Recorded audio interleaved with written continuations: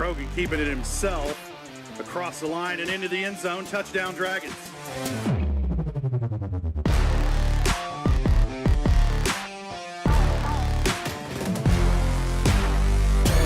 That's a tight end wide open up the middle. There's the catch and the touchdown.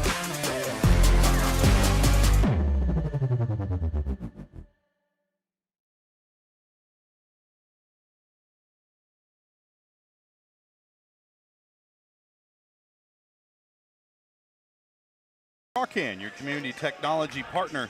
Don't get bit by slow speeds and high prices. Get Gigabit, the fastest internet in Southeast Kansas with Crawcan. Learn more about Crawcan's no-nonsense pricing and multi-gig internet at ckt.net. Good afternoon, everybody. Welcome out to Pittsburg High School for the final day, due to weather, of the Bill Hansen Memorial Tournament. And Pittsburgh Purple Dragons going to take on the Hillcrest Hornets, another team out of Springfield, Missouri.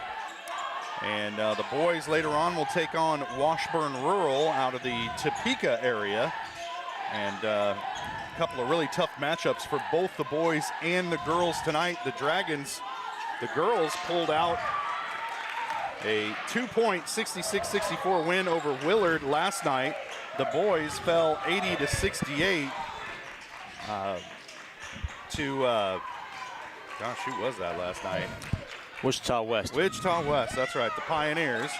And a game that the Dragons led at one point by about 6 points, but Wichita West really took over in that second half and kind of pulled away from the Dragons.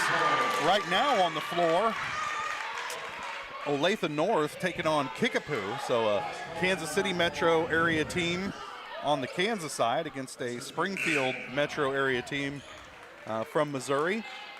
And right now, Kickapoo with a 1-point advantage. This has been an awesome game. If you're a fan of high school basketball, this is the place to be this weekend. And this one's been back and forth. Each team, the leads changed hands a few times, and it's been a 1 or 2 possession game all night long.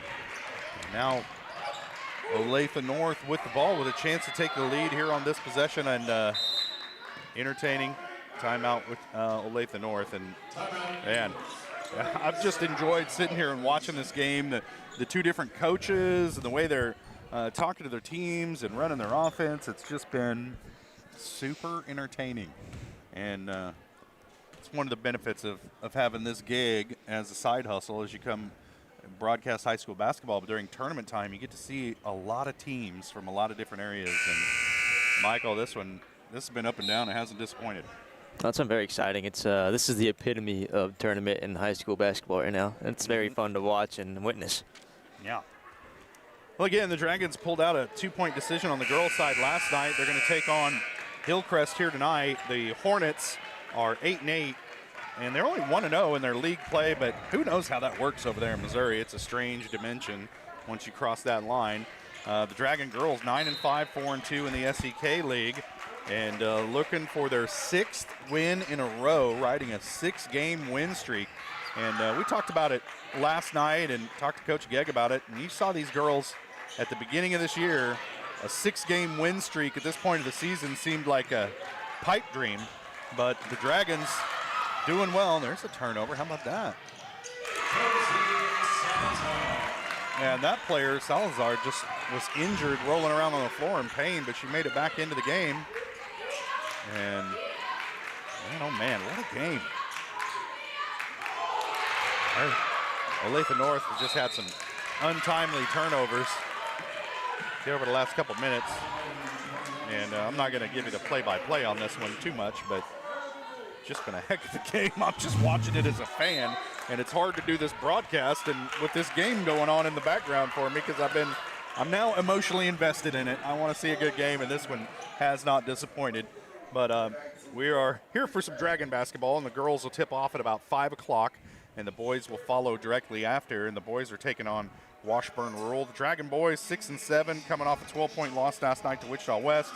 The Washburn Rural Blues are 7-3, 2-1, and they play in that Centennial League up there around Topeka. And those leagues up there, they move around every once in a while, and that's the league Washburn's in right now. I don't know how they fared in their first game here in the tournament because it's not been updated on their website yet, and I didn't watch that game, so I'm not for sure. I'll double check with the scores table if I get a chance, but their last regular season game was a 52-46 loss on the road at Emporia.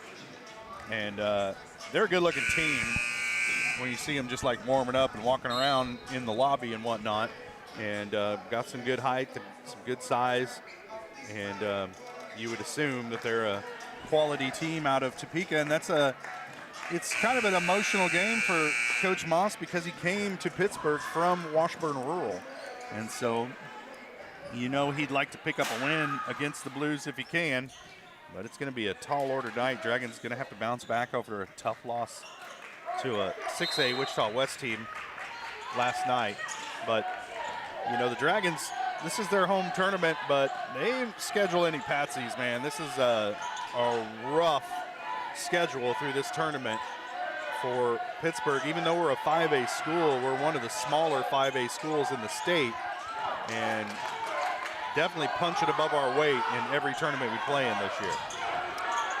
Well, I'll tell you what, we'll step away for a quick break. We'll come back, fire up the Community National Bank and Trust pregame show, start talking about keys to the game for the girls. Get you your starting lineups as we're getting closer to tip-off. Dragons and the Hornets coming up on Pittsburgh Sports Live.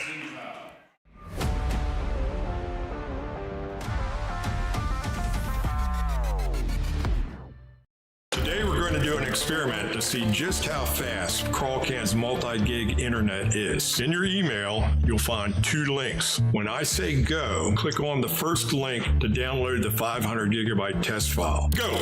Okay, now when I say go, click on the second link in your email to upload the file. Go! I guess it really does eclipse all other internet. Release the Crawcan. Monstrous multi-gig speeds for a low, no-nonsense price. Having the right financial partner can make all the difference. Community National Bank and Trust believes banking should do more than just hold your money. We support your goals, simplify your day-to-day, and give you room to grow with quality banking services. Withdraw, transfer, invest, apply for loans, and talk with our banking professionals online, over the phone, or in person. Let Community National Bank and Trust help you build a banking experience that works for you. Community National Bank and Trust, equal housing lender and member FDIC.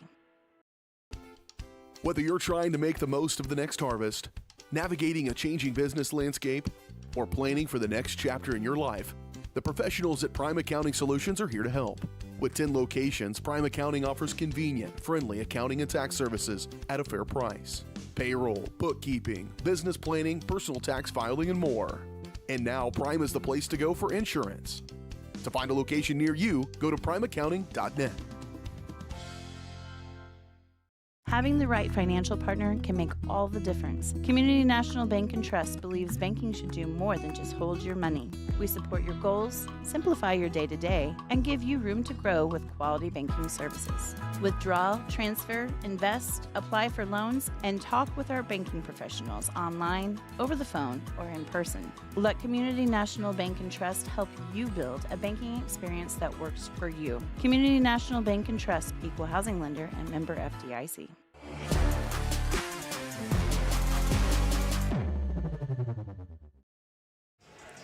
Welcome back to Pittsburgh High School. 6 seconds left in this game between Olathe North and Kickapoo. And right now, the Chiefs of Kickapoo High School lead it by 4. And I think Wichita West is going to set up for a quick foul and force Kickapoo to make some free throws down the stretch.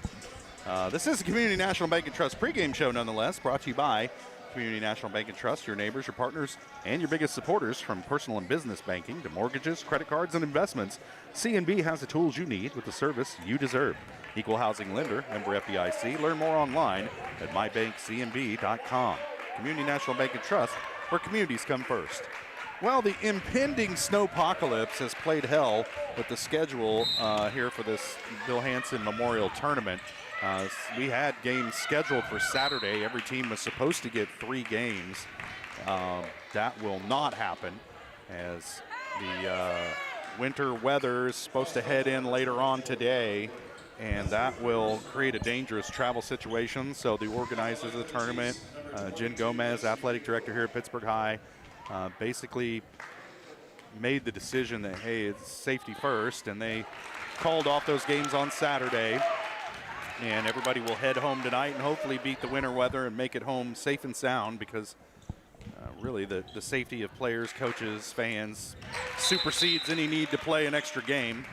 And so tonight will be the final night of the tournament. But we've had some good basketball here today. We're going to have more here tonight. And the Dragons getting set to take on Hillcrest High School. The Hornets out of the Springfield area. Oh my goodness.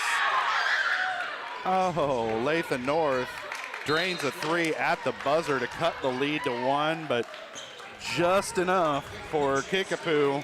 The Chiefs pick up the win by 1, and man, oh man, that's, as a coach, as a fan, that right there is exactly what you look for in a mid-season tournament game. Absolutely. That's exactly what you want to see in a tournament. You want to see the fireworks. You want to see the great teamwork. And both those teams looked awesome as teams. Yeah. So you love to see that. Round of applause for sure. Bravo. 10 out of 10. Would recommend. Yeah. I want to see it play another quarter. Like, let's do it. Let's run it back. Let's do one more. That was great. I mean, that was a great game. I almost wish we'd been broadcasting that just for the sheer enjoyment of it. But that was great. No, that was sheer exciting. That you can't doubt that.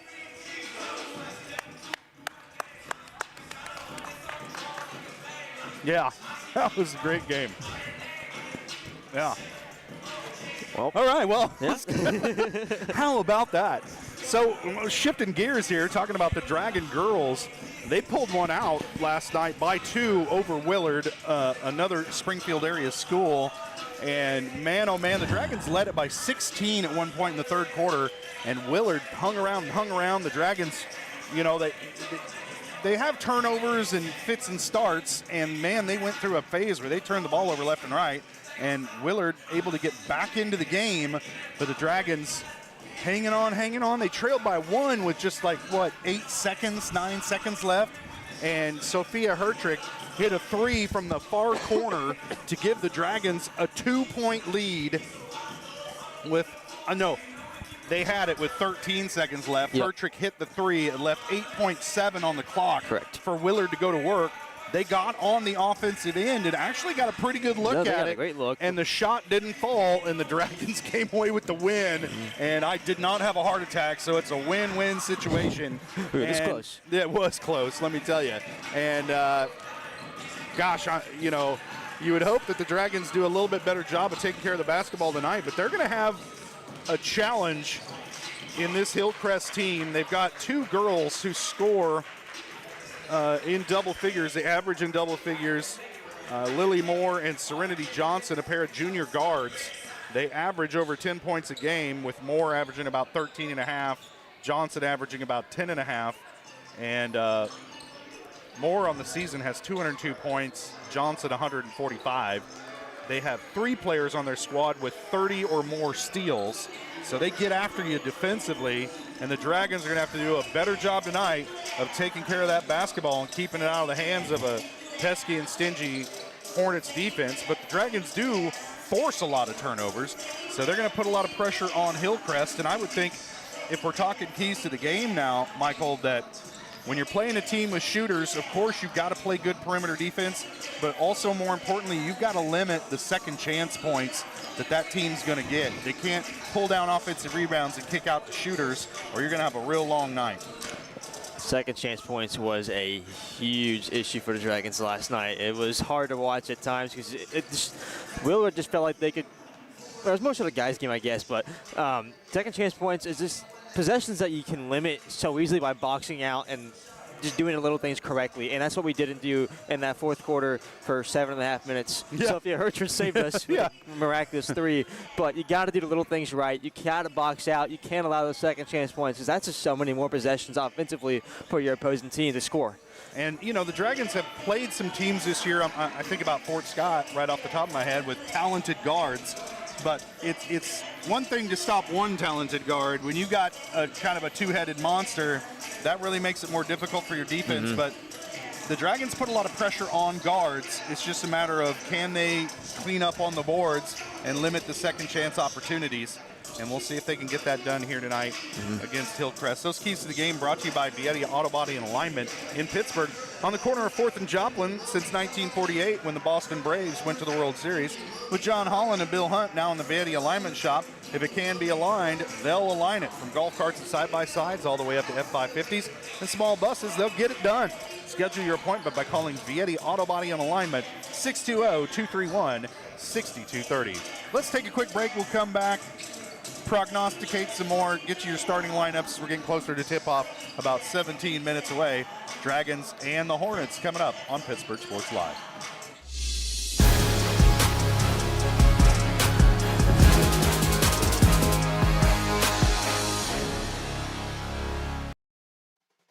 At the Farm and Ranch Division of the Four-State Agency, we're a team of experts who genuinely care about you and your farming operation. That's why whether it's a visit to your farm or a friendly chat at our office, we're committed to delivering the service you deserve. Our team is fully licensed in both crop insurance and LRP, allowing us to cover your entire farming operation across Kansas, Missouri, Oklahoma, and Arkansas. Contact us today to see how we can help. Selling equipment can be a hassle. Whether you're needing to replace an old tractor or you're finally getting to retire, the time and energy needed to clean, prep, promote, and sell seems daunting. That's why you need Tyler Jackman and Big Iron Auctions. From one piece to the whole farm, Big Iron Auctions can deliver your items to more than 750,000 registered bidders. Call Tyler Jackman at 620-404-8115 or learn more at BigIronAuctions.com. At Girard Medical Center, our physical and occupational therapy department is dedicated to helping you bounce back stronger. Whether you're recovering from an injury, surgery, or just want to move better every day. From student athletes to seniors, we provide personalized care and expert support right here at home. To learn more about our therapy department and our other services, visit GirardMedicalCenter.com, a proud supporter of the Girard Trojans and your hometown team for health and healing. Rooted in rural, focused on you. From the phone call to the service call, Roto-Rooter is there with fast and reliable sewer and drain service. From repair and replacement to septic and grease trap pumping, Roto-Rooter is here for you. With video inspections, Roto-Rooter can identify the exact issue to get the repair done quickly and correctly. Complete sewer line repairs or replacements, Roto-Rooter has you covered. Serving Crawford, Bourbon, and Cherokee counties, Roto-Rooter, 620-231-5630.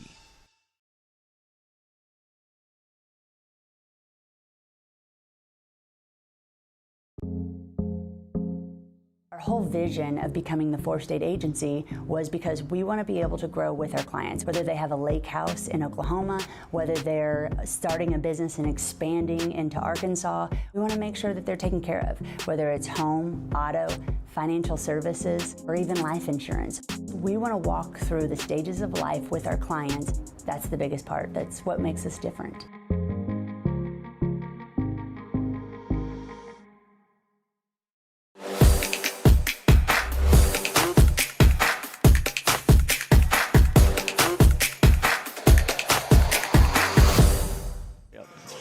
Welcome back to Pittsburgh High School.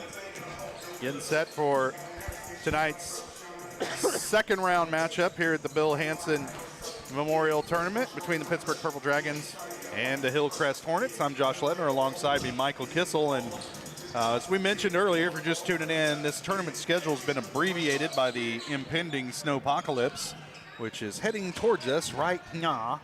And hopefully we get out of here tonight before the sky falls and then freezes. But basically the weather's going to take a turn for the worse sometime tonight. And so the tournament organizers, Jen Gomez here at the AD at Pittsburgh High, made the tough decision to cut the Saturday games off the end of this tournament in order to allow everybody a safer trip home, hopefully. And it's certainly the prudent decision, the responsible decision to make, because that's more important than getting that extra game in a mid-season tournament. And so, you got schools here from the KC metro area, from Topeka, from Wichita, Springfield, and it's a great great mid-season tournament. There's been some awesome games, and we've seen a lot of really talented players on this floor. But now all that kind of pales in comparison to player and coach and fan safety. And so we're going to hope everybody makes it home in one piece and stays warm after this one. I got a big pot of soup on the stove at home. I'm really kind of ready to hunker down for a couple days. It's not the worst thing you could imagine. But we're going to play some basketball first. Dragons getting ready to take on the Hillcrest Hornets on the girls' side. Then the boys will follow as the Dragons will play host to Washburn Rural, which is an emotional game for Coach Moss. His first year here at Pittsburg High, trying to institute his new system and a new culture for Dragon basketball, but he comes here from Washburn Rural. So he's going to know a lot of the names and faces on that team. And I know he'd like his new team to show out a little bit.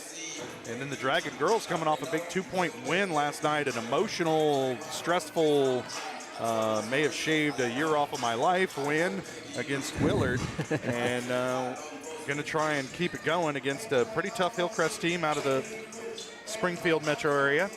And so Springfield's got a lot of girls who can score the ball, 3 girls who have over have over 30 steals on the season. So they're a good defensive team as well. They're a Missouri school, which means they got the extra month of practice.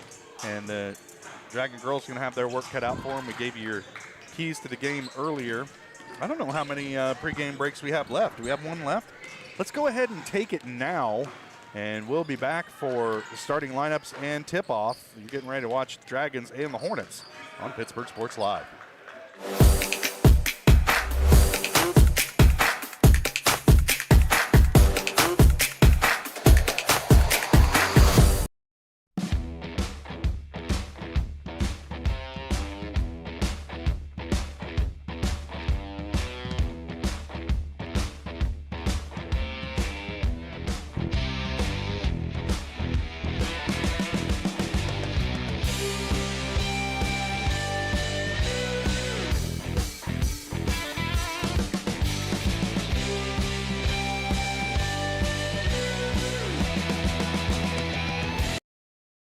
Nothing says luxury like a Lincoln.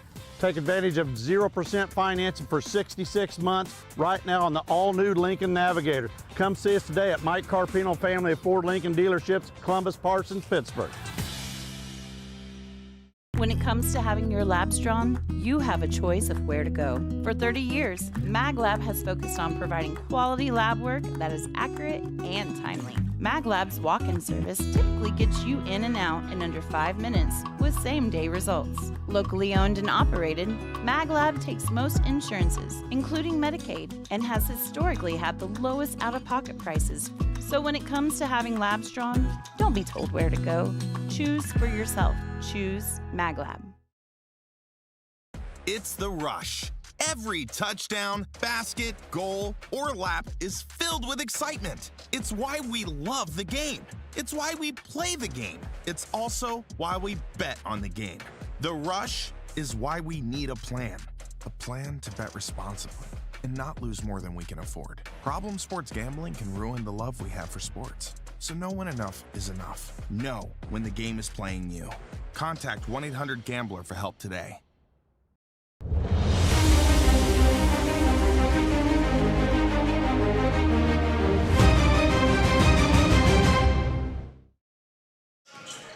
Welcome back to Pittsburgh High. We're about 9 minutes away from tip-off between the Dragons and the Hornets. Taking a look at the hourly weather forecast, because weather controls everything we're doing here in the next 48 to 72 to 100 hours.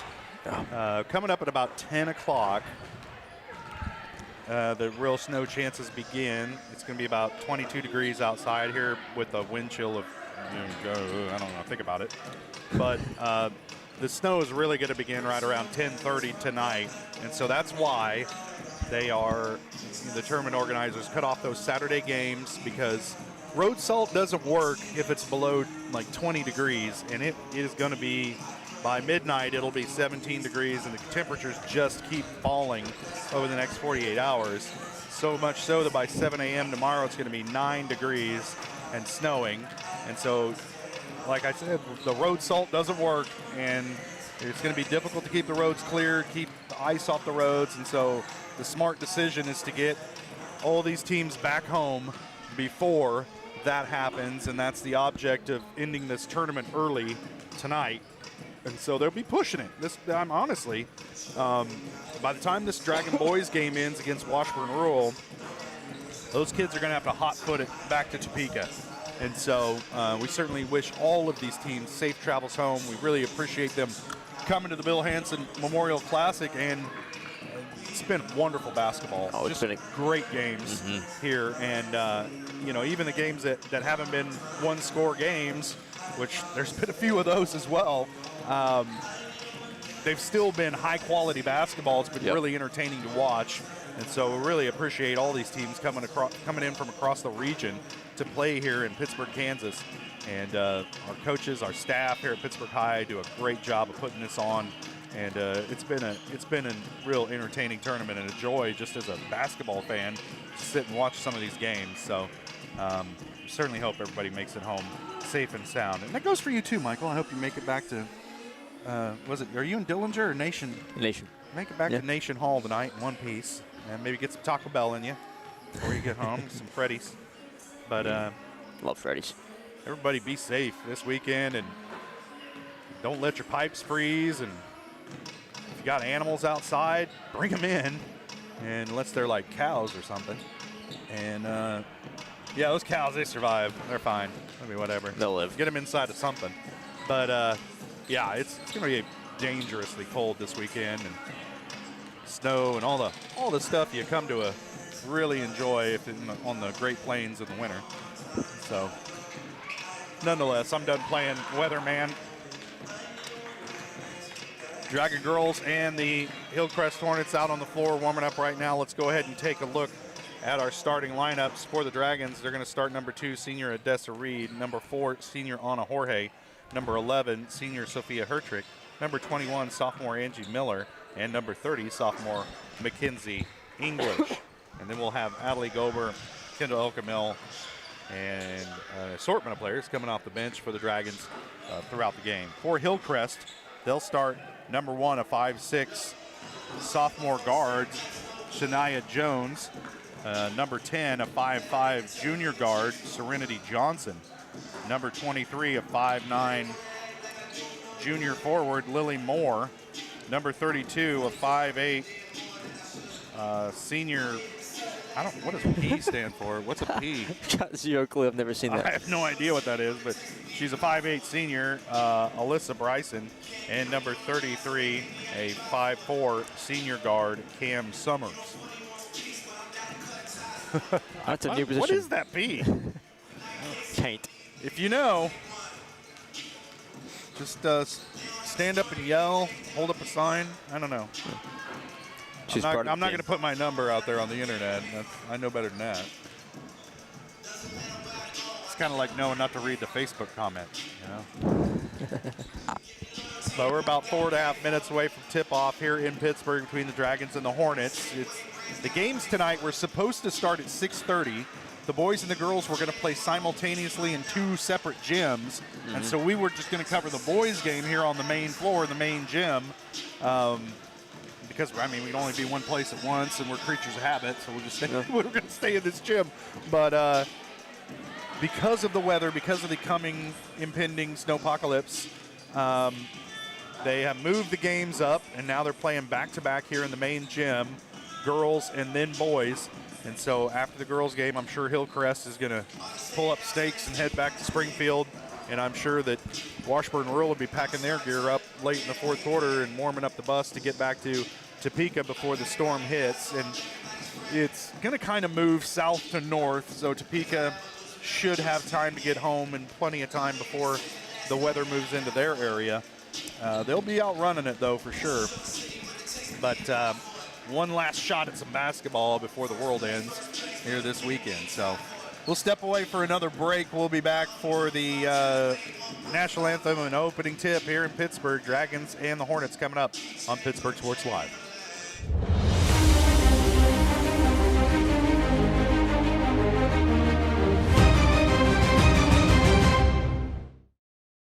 Every tax season, a villain rises.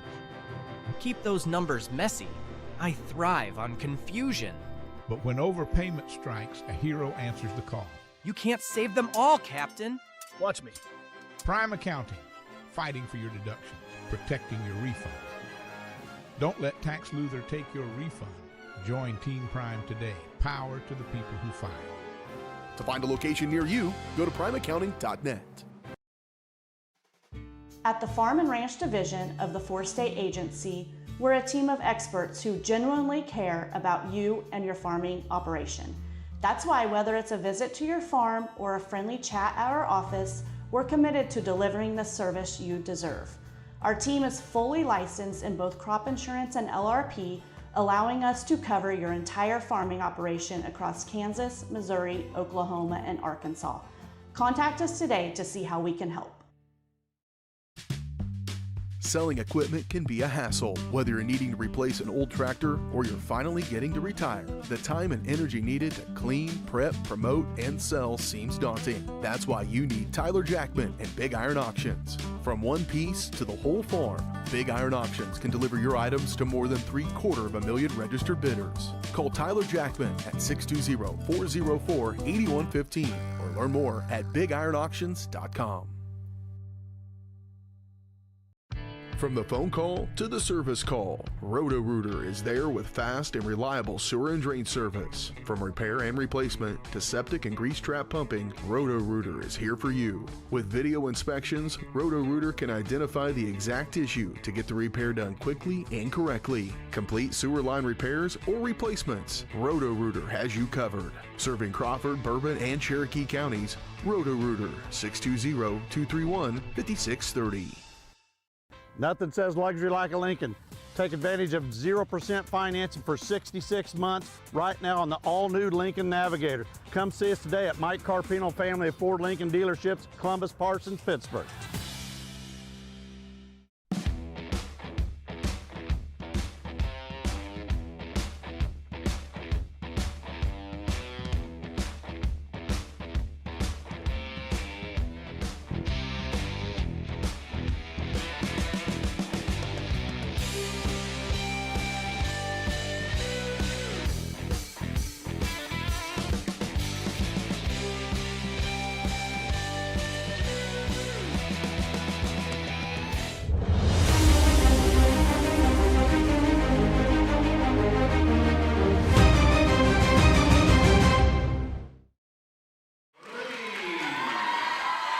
Welcome back to Pittsburgh High. They're announcing the starting lineups down there on the floor. We're ahead of the curve on that. Dragons coming into the game 9-5, coming off a 66-64 win last night over Willard. Hillcrest comes in at 8-8.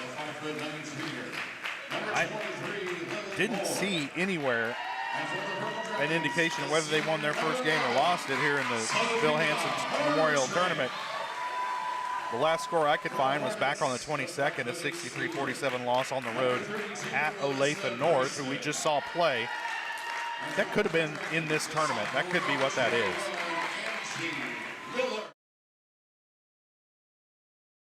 We saw that Olathe North team. They were a good-looking team. So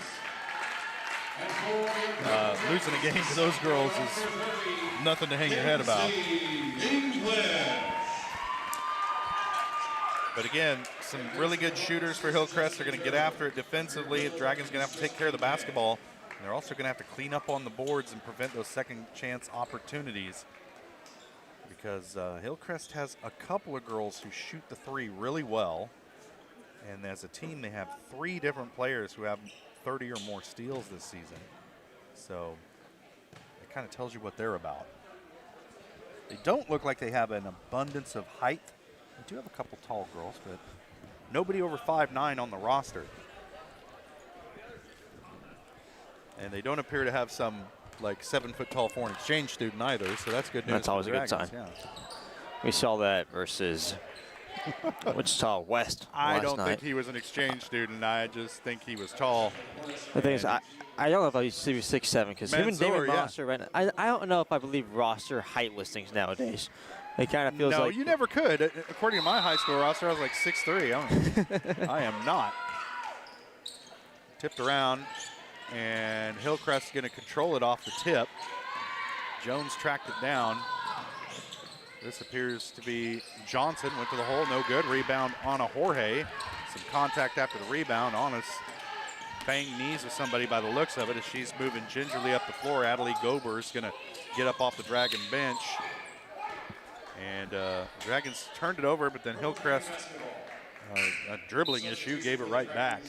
So Jorge will sit, walk it off, or talk to the training staff for the Dragons, but it'll be Pittsburgh basketball. We're scoreless here. Opening minute of the first quarter. Reed cross court to English. Steps through, elevates, no foul. Rebound comes down to Reed, out to Hertrick for three. In and out, man. That thing did everything it could do except go down. And that's a rough one. Hertrick had a good look at it.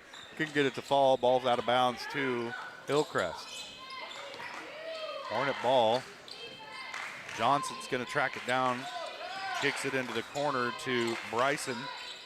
Open shot for Summers. No good. Long rebound. Dragons just going to let it go out of bounds. It'll be Pittsburgh ball. 7:09 to play first quarter. We are scoreless. We apologize for not having our normal snazzy score bug down at the bottom of the screen. We'll talk to corporate about that later. But we did what we did, and I think that's adequate. I think you see the score. You can see the score. Yeah. You can see the time. I think we're going to survive. You see the period, and, too. Here in this snowpocalypse weekend, survival's all we can hope for. Gober loses the dribble off her leg. It comes away to Summers, or I'm sorry, Bryson. This is Shania Jones with it. She'll give it up to Lily Moore down the lane. She's going to be fouled. I think they might get this one on Mackenzie English because she looks the most confused. Nope. It's going to be on Angie Miller. That's the first personal and first team foul on the Dragons, and it'll send Moore to the line for a pair. And she breaks the ice. And the Hornets are on the board, 1-0 here, top of the first.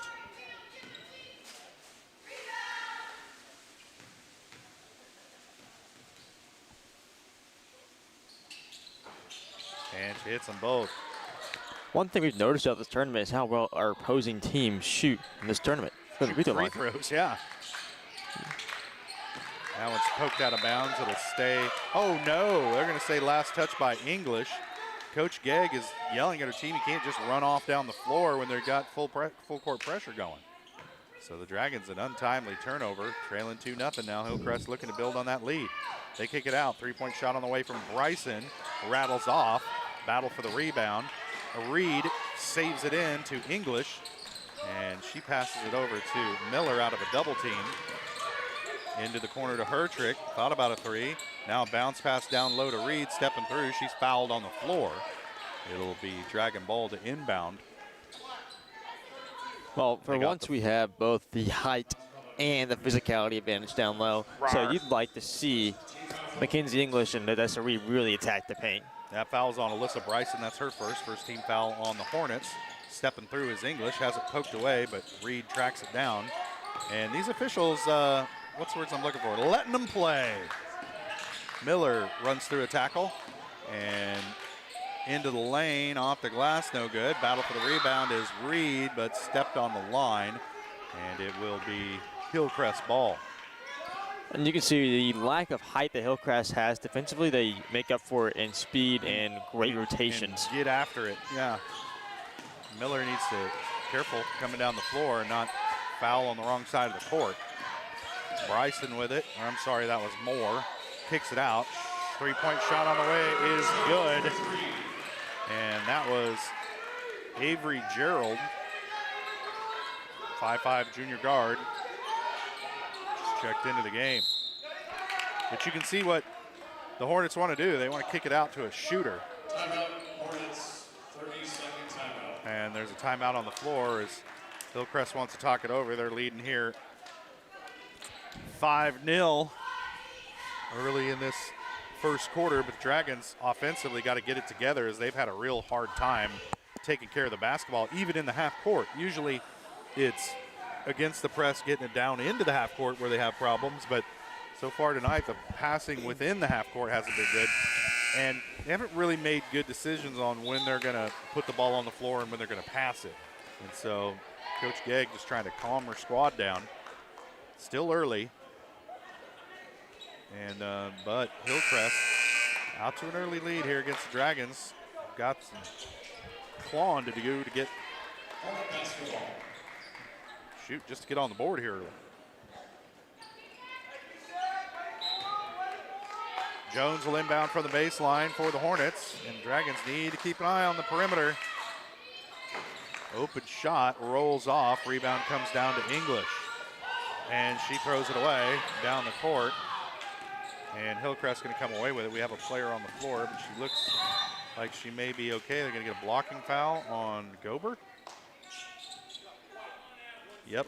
Number 10, Natalie Gober. Her first personal, first team foul on the Dragons. And like you said earlier, team foul on the Dragons. Fouling on the wrong side of the court. We can't let this team that already shows that they can shoot pretty well behind the arc and at the line, don't let them get those free trips and make that lead even bigger. A long three-pointer, no good, but the rebound comes down to Hillcrest. There's a second chance point, second chance opportunity. Shania Jones hits the bucket. She's fouled and will head to the line to try and complete a three-point play. So far we've seen Hillcrest just come out the gate. They're a little more physical, a little quicker. They're doing little things better than we are. As you saw right there, we failed to box out. Angie Miller let her man run right past her to get that easy rebound and get the M1. Picks up her second foul, so Miller will sit. And Kendall Elkamil into the game for the first time tonight. Jones free throw on the way, off the iron, no good. Rebound Gober. Adley dribbles off her foot and ends up in a wrestling match with Jones for it. It's a held ball. It should be with the Dragons.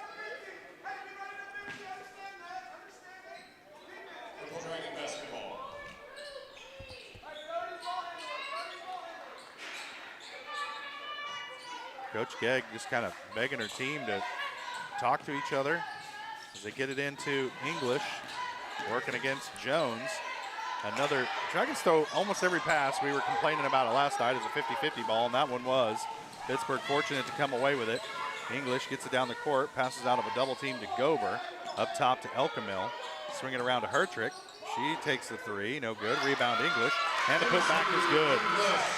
Kinsey English breaks the ice for the Dragons, and the lead back down to 5 for Hillcrest, but you got to get a defensive stop here if you're Dragons. This is Moore with it. Long three on the way, missed everything.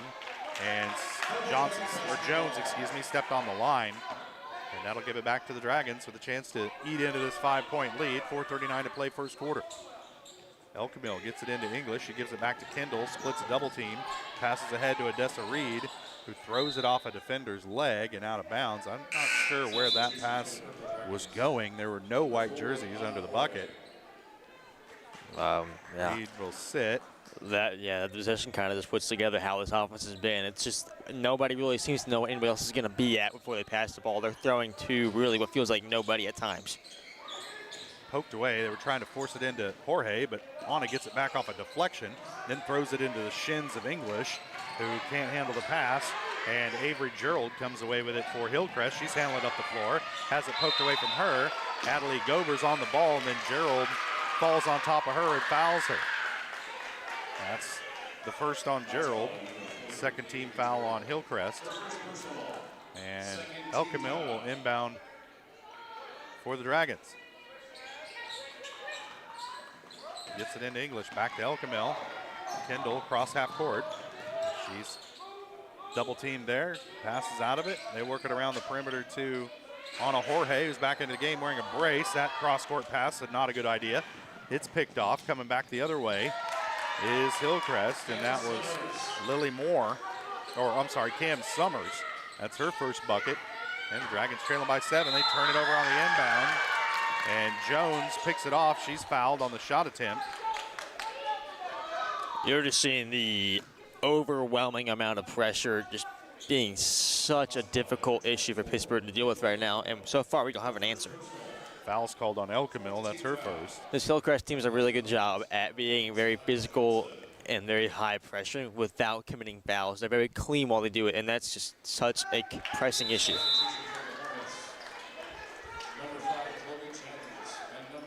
Jones hits the first free throw. As a team, Hillcrest 3 for 3 from the line.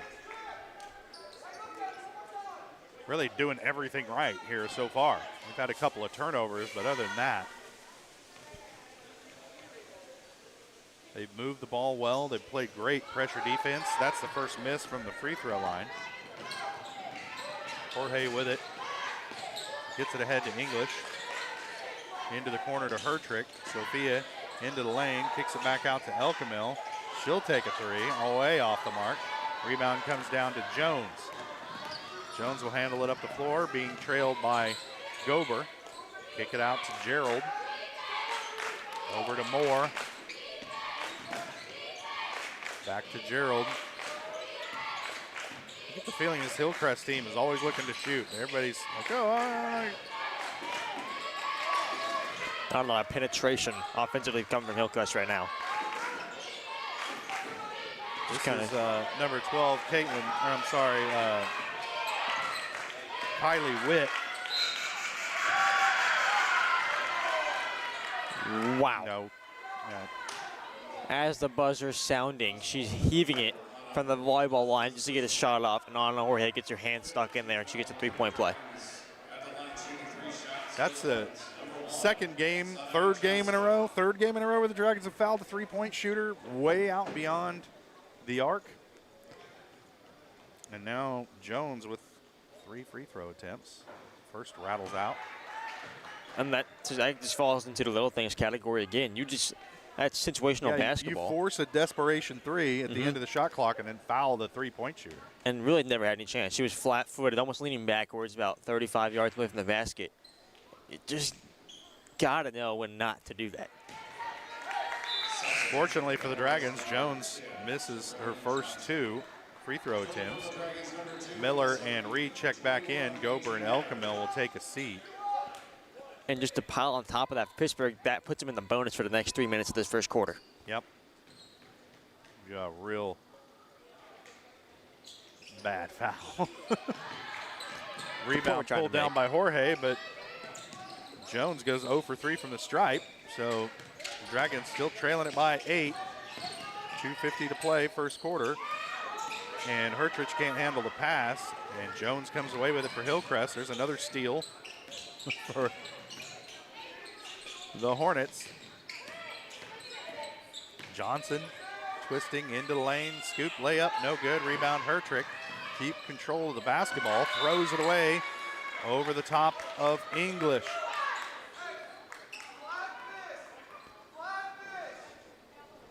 Offensively, Pittsburgh is simply just all out of sorts. Yeah, they're playing hurried up, and there was not much reason for it in that situation. You don't need to get in a hurry. Jones with it. She'll pull up for 3, off the mark. Battle for the rebound. Guess Jones followed her shot and ends up with her own rebound. So another second chance opportunity for Hillcrest. Johnson steps into a 3-point shot and drills it. Serenity Johnson, she's one of the best 3-point shooters on the team. And when they're doing high ball screens to get those 2-point shooters an open shot, you cannot go under the screen and give them that space where they can step into it comfortably. Sound like Roy Williams. Hertrich steps into a 3, no good. Long rebound, out of bounds. And I guess it's not a rebound, it's a carom. And the Dragons kind of turn it over. I wouldn't count that as an official turnover, but it does end up being Hillcrest ball. Minute 42 to play. Dragons trailing at 13-2. Their offense has just not showed up here in this first quarter. Runner in the lane is good for Johnson. She's got 5. And the Dragons trailing it by 13 as they just can't find any points. Down to Hertrich in the lane. Sophia will scoop layup, won't go off the back iron. Rebound Reed. Her putback is good. Dessa Reed. It stops the bleeding momentarily for the Dragons. They're trailing it by 11, 15-4. Back the other way, this is Chloe Jones. Timeout Dragons. It's a full timeout. A lot to discuss for Coach Gegg and her staff. We'll step away for a quick break. We'll be back. You're watching Dragon Basketball on Pittsburgh Sports Live.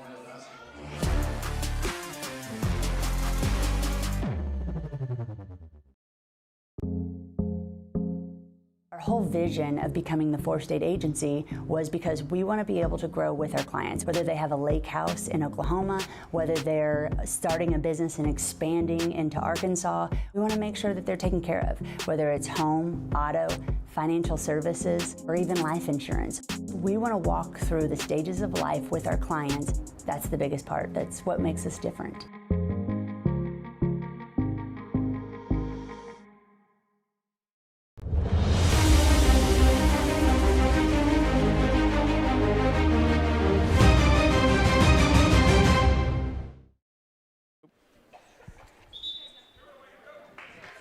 Under a minute to play first quarter. Dragons trailing it by 13 in this first quarter. They've managed just 4 points in this opening period.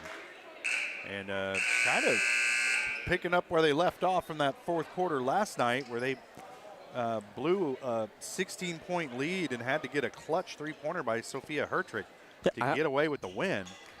Whatever. But more of that here to start tonight's game. Turning the ball over a lot. But this is a really good Hillcrest team. Don't take anything away from the opponent. But the Dragons have not executed very well, especially against the pressure. They get it ahead to Hertrick. She can't finish off the glass. Rebound Reed, then rebound English. Neither one of them can finish. And finally, the rebound comes down to Bryson. Or I'm sorry, Moore. She'll get it on the blocks. Kick out, three-pointer on the way. Is good for Caitlin Summers. That's her first bucket. And there you see the inside-out action that really it's what Hillcrest wants to do.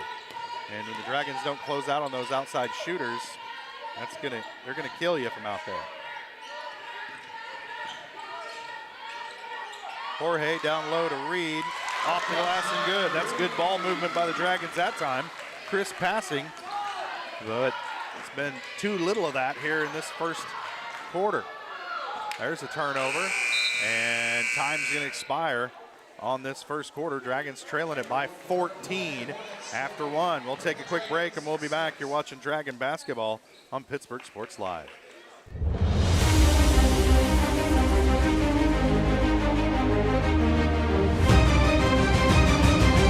At GN Bank, we're your neighbor. We see you at the store. We cheer with you at the local football games, serving you with the same friendly faces you have come to know and trust. GN Bank, the best place to bank and borrow. At the Farm and Ranch Division of the Four-State Agency, we're a team of experts who genuinely care about you and your farming operation. That's why whether it's a visit to your farm or a friendly chat at our office, we're committed to delivering the service you deserve. Our team is fully licensed in both crop insurance and LRP, allowing us to cover your entire farming operation across Kansas, Missouri, Oklahoma, and Arkansas. Contact us today to see how we can help.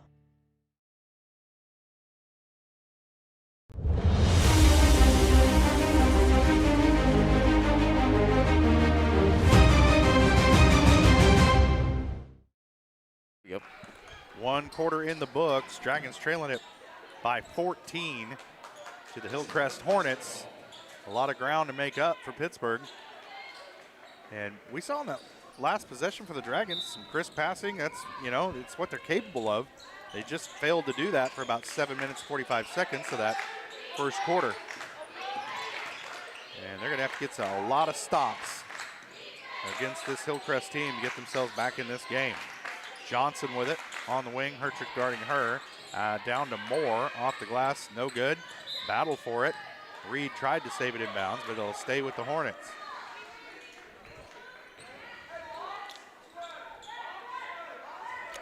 You can always count on Vanessa Reed to show effort.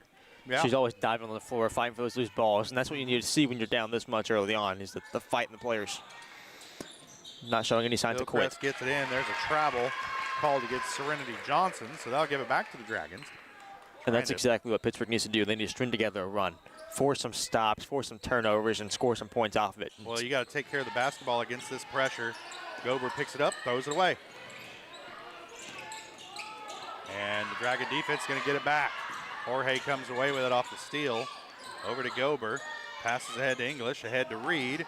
Down under the bucket, off the glass and good. Good ball movement that time again by the Dragons. Odessa Reed has 6 points. And the lead down to 12. Now you need another stop if you're the Dragons. Jones with it into the corner. This is Bryson along the baseline. Again, an open three. And that was that Caitlin Summers? No. That was Cam Summers who drained that three. She's got 5 points.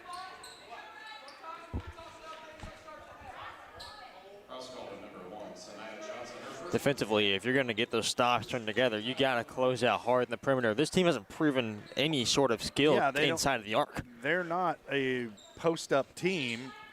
I would just camp out on those shooters at the three-point line and force them to beat you with something else. But the Dragon defense just instinctively collapsing down in the paint. Jorge called for the travel, and the Dragons turn it right back over.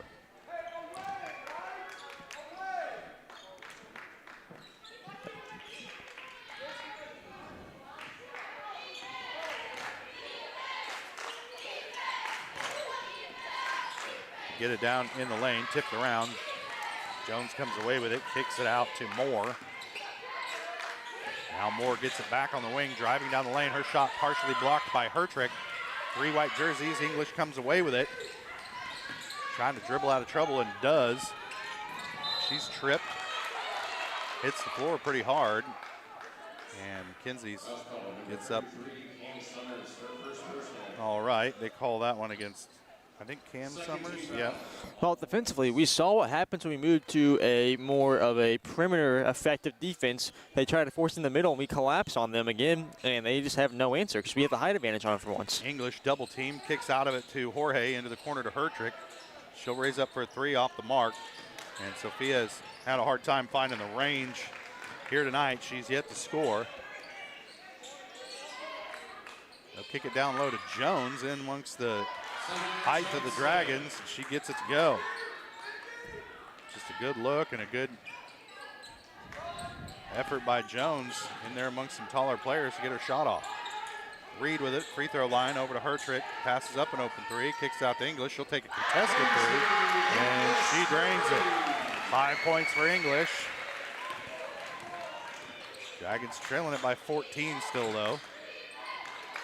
I'll work it down low, and Reed's going to foul Moore, and that will send Lily Moore to the free throw line. She's yet to have a field goal tonight, but she is 2 of 2 from the charity stripe. Now that Hillcrest has established that perimeter threat, you see Pittsburgh starting to swing a little more towards the perimeter defense. So now they're getting those open looks inside. They're getting easier penetration with the pass, and we aren't rotating fast enough to close those under the basket shots out. So now Pittsburgh's got to find that medium. You can't get so many under the basket fouls and get these girls easy shots at the free throw line. Offensively, you'd like to see him play through Mackenzie English and Odessa Reed effectively. That one in and out for Moore. It did, like I said earlier, about everything it could do except go down. She's 3 of 4 from the free throw line. Reed to Hertrick on the baseline. Sophia, shot won't go. She'll head to the line to shoot 2. Hertrick does a great job of finding herself and creating herself open opportunities under the basket. It's just all of a sudden just having such a hard time getting that ball to fall in there. First free throw, short. Substitution for the Dragons, number 21. Casey Miller and number 30, Kinsey English.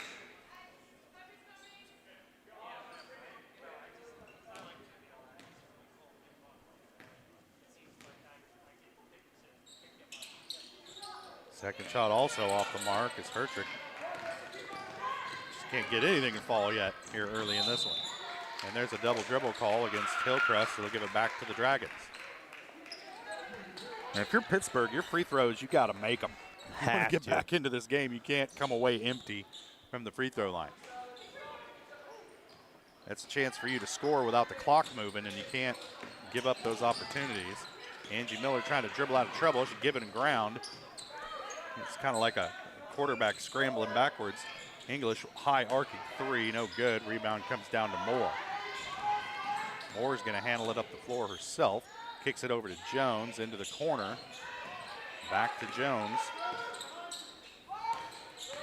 This is Cam Summers with it. Back to Moore. Into the corner to Jones, a little runner. Off the glass, no good. Battle for the rebound. And they're going to come away with it. That's Caitlin Summers, but poked away from her. The Dragons have it. Miller passes through a double team. That was a good look by Angie. And then a foul against Hillcrest as Odessa Reed got the pass and was almost immediately fouled. Just a rare occurrence for Hillcrest with how, like I said, how physical and aggressive they are. The lack of fouls that they commit, and they have 4 this quarter, but maybe we haven't found a bonus this either quarter yet. Cam Summers whistled for the foul. That's her second. She'll sit. Correction. Foul's calling number 12, Caitlin Summers. Her first personal. Okay, and they're going to give it to Caitlin Summers. That's her first. My scorebook's going to go quickly to the Birds.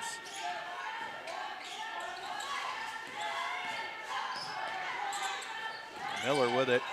Back up top to Hertrick. To the free throw line to Jorge. Reed with it now, spinning baseline.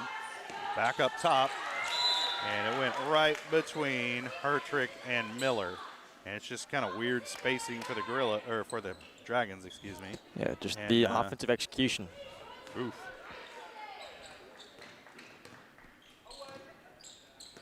Both of them were going to let the other one have it, and it just split the difference. Shot on the way from Caitlin Summers, missed everything, and Dessa Reed comes away with it. Is that a shot or attempted lob pass to Moore? I don't know. Summers is such a good shooter, you don't probably usually see her miss it by that much. Hertrick with it up top to Angie Miller. Works baseline, gets it to Dessa Reed. Stepping through, trying to pass it to Elkamil. Through Kendall's hands and back the other way. Comes Hillcrest, and there's an offensive foul. Whistled against Kylie Witt, who just checked into the game. She got her money's worth on that one as she shoved, was it Jorge? Jorge? Mm-hmm. Okay. Shoulder. But Jorge popped right back up. She ate it. Didn't doubt that. She's one of the toughest players in this team, I'd argue. Yep. None of these girls really fear contact in Pittsburgh. And that should take her to the line.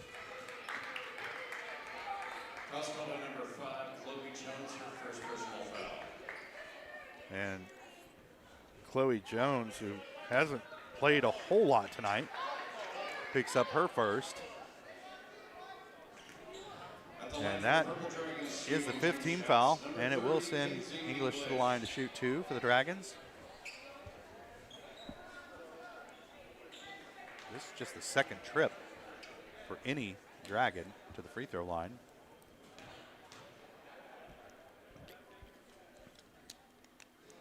It's good. There we go. Yep, offensively, you just got to find a way to handle that pressure. We just so far haven't really found any confident answer.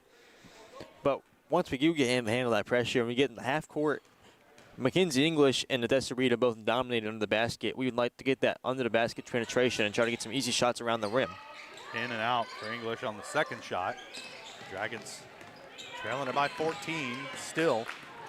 There's a turnover as Elkamil comes away with the steal. Almost threw it over the top of all of her teammates, but English able to get a handle on it. Miller passes out of a double team to English.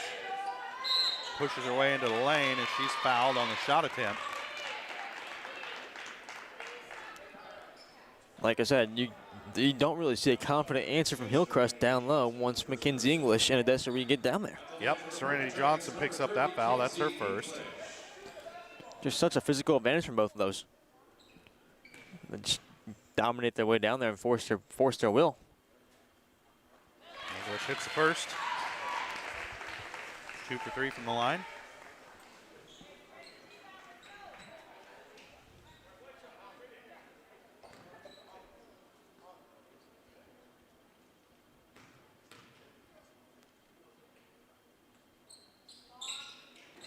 In and out. The rebound comes down to Witt.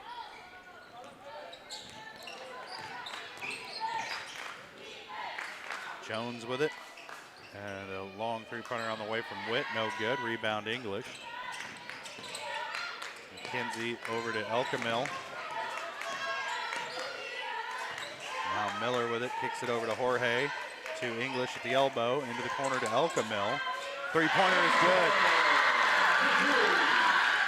Big three-point bucket for Kendall Elkamil, and the Dragons needed that. Cuts the lead to 10, 2.5 to play first half.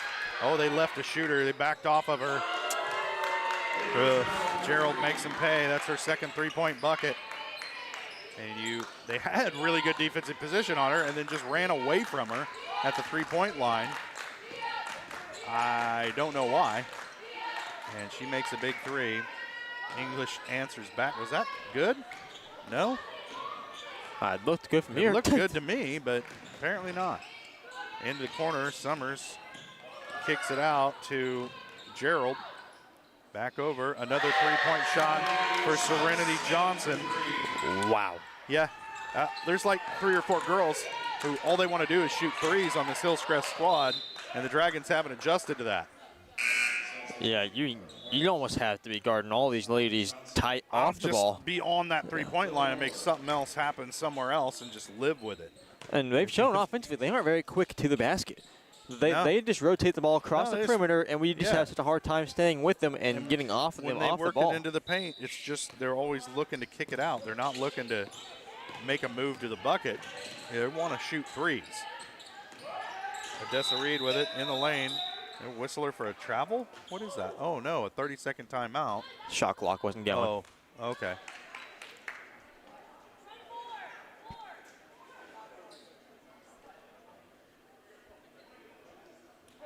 Well, we get a free inbound play on the baseline.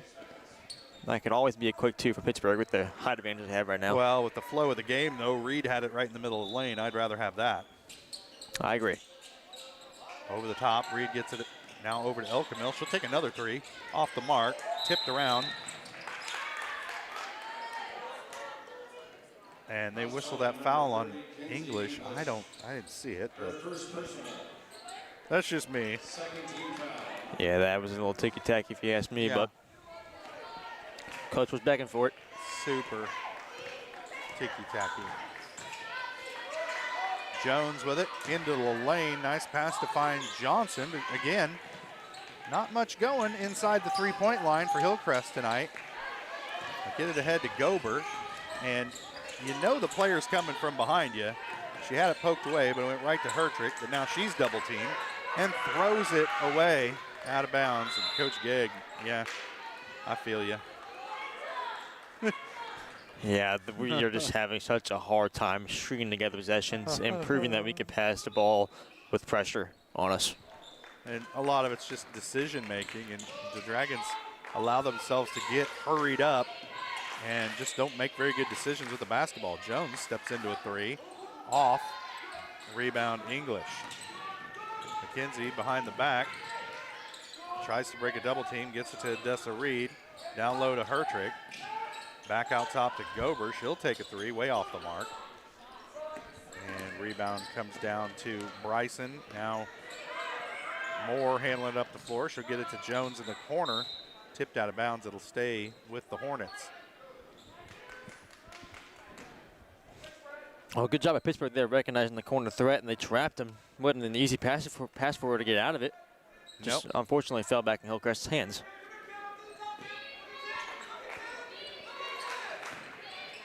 Elkamil comes up with a steal on the inbound. They get it ahead to English. Now Gober with it. Adelaide driving. Throws one up. Kind of a wild shot. And rebound comes down to Moore.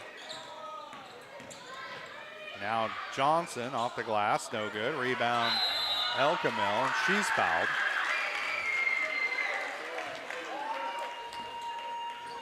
Yeah, yet again, you're seeing Hillcrest's lack of success in the paint with how open their looks are, too. It's kind of concerning if you're Hillcrest. But Pittsburgh take advantage of that and string together some stops. They whistled that foul on Shania Jones. That's her second. And I'll send El Camille to the line to shoot a pair. 8.9 on the clock in this first half. Kendall hits the first.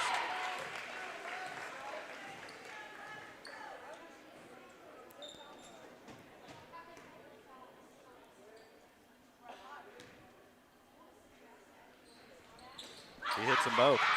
5 points for Kendall Elkamel.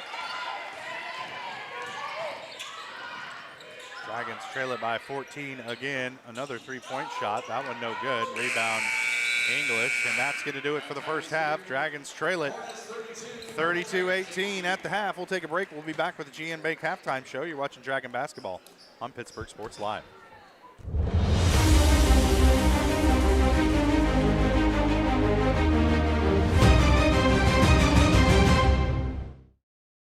At GN Bank, we're your neighbor. We see you at the store. We cheer with you at the local football games, serving you with the same friendly faces you have come to know and trust. GN Bank, the best place to bank and borrow.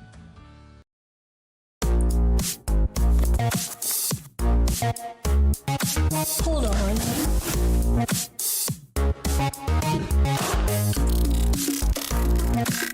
It's monstrous. With Crawcan's multi-gig internet, you can experience monstrous speeds for every device in your home or business at the same time for a low, no-nonsense price.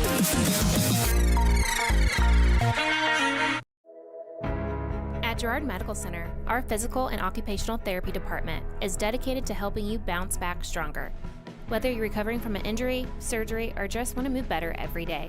From student athletes to seniors, we provide personalized care and expert support right here at home. To learn more about our therapy department and our other services, visit GirardMedicalCenter.com, a proud supporter of the Girard Trojans and your hometown team for health and healing. Rooted in rural, focused on you.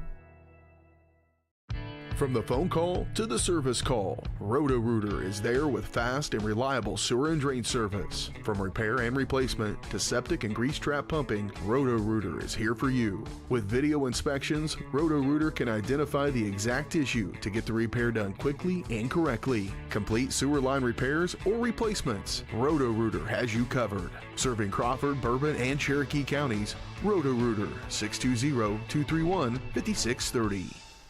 When it comes to having your labs drawn, you have a choice of where to go. For 30 years, MagLab has focused on providing quality lab work that is accurate and timely. MagLab's walk-in service typically gets you in and out in under 5 minutes with same-day results. Locally owned and operated, MagLab takes most insurances, including Medicaid, and has historically had the lowest out-of-pocket prices. So when it comes to having labs drawn, don't be told where to go.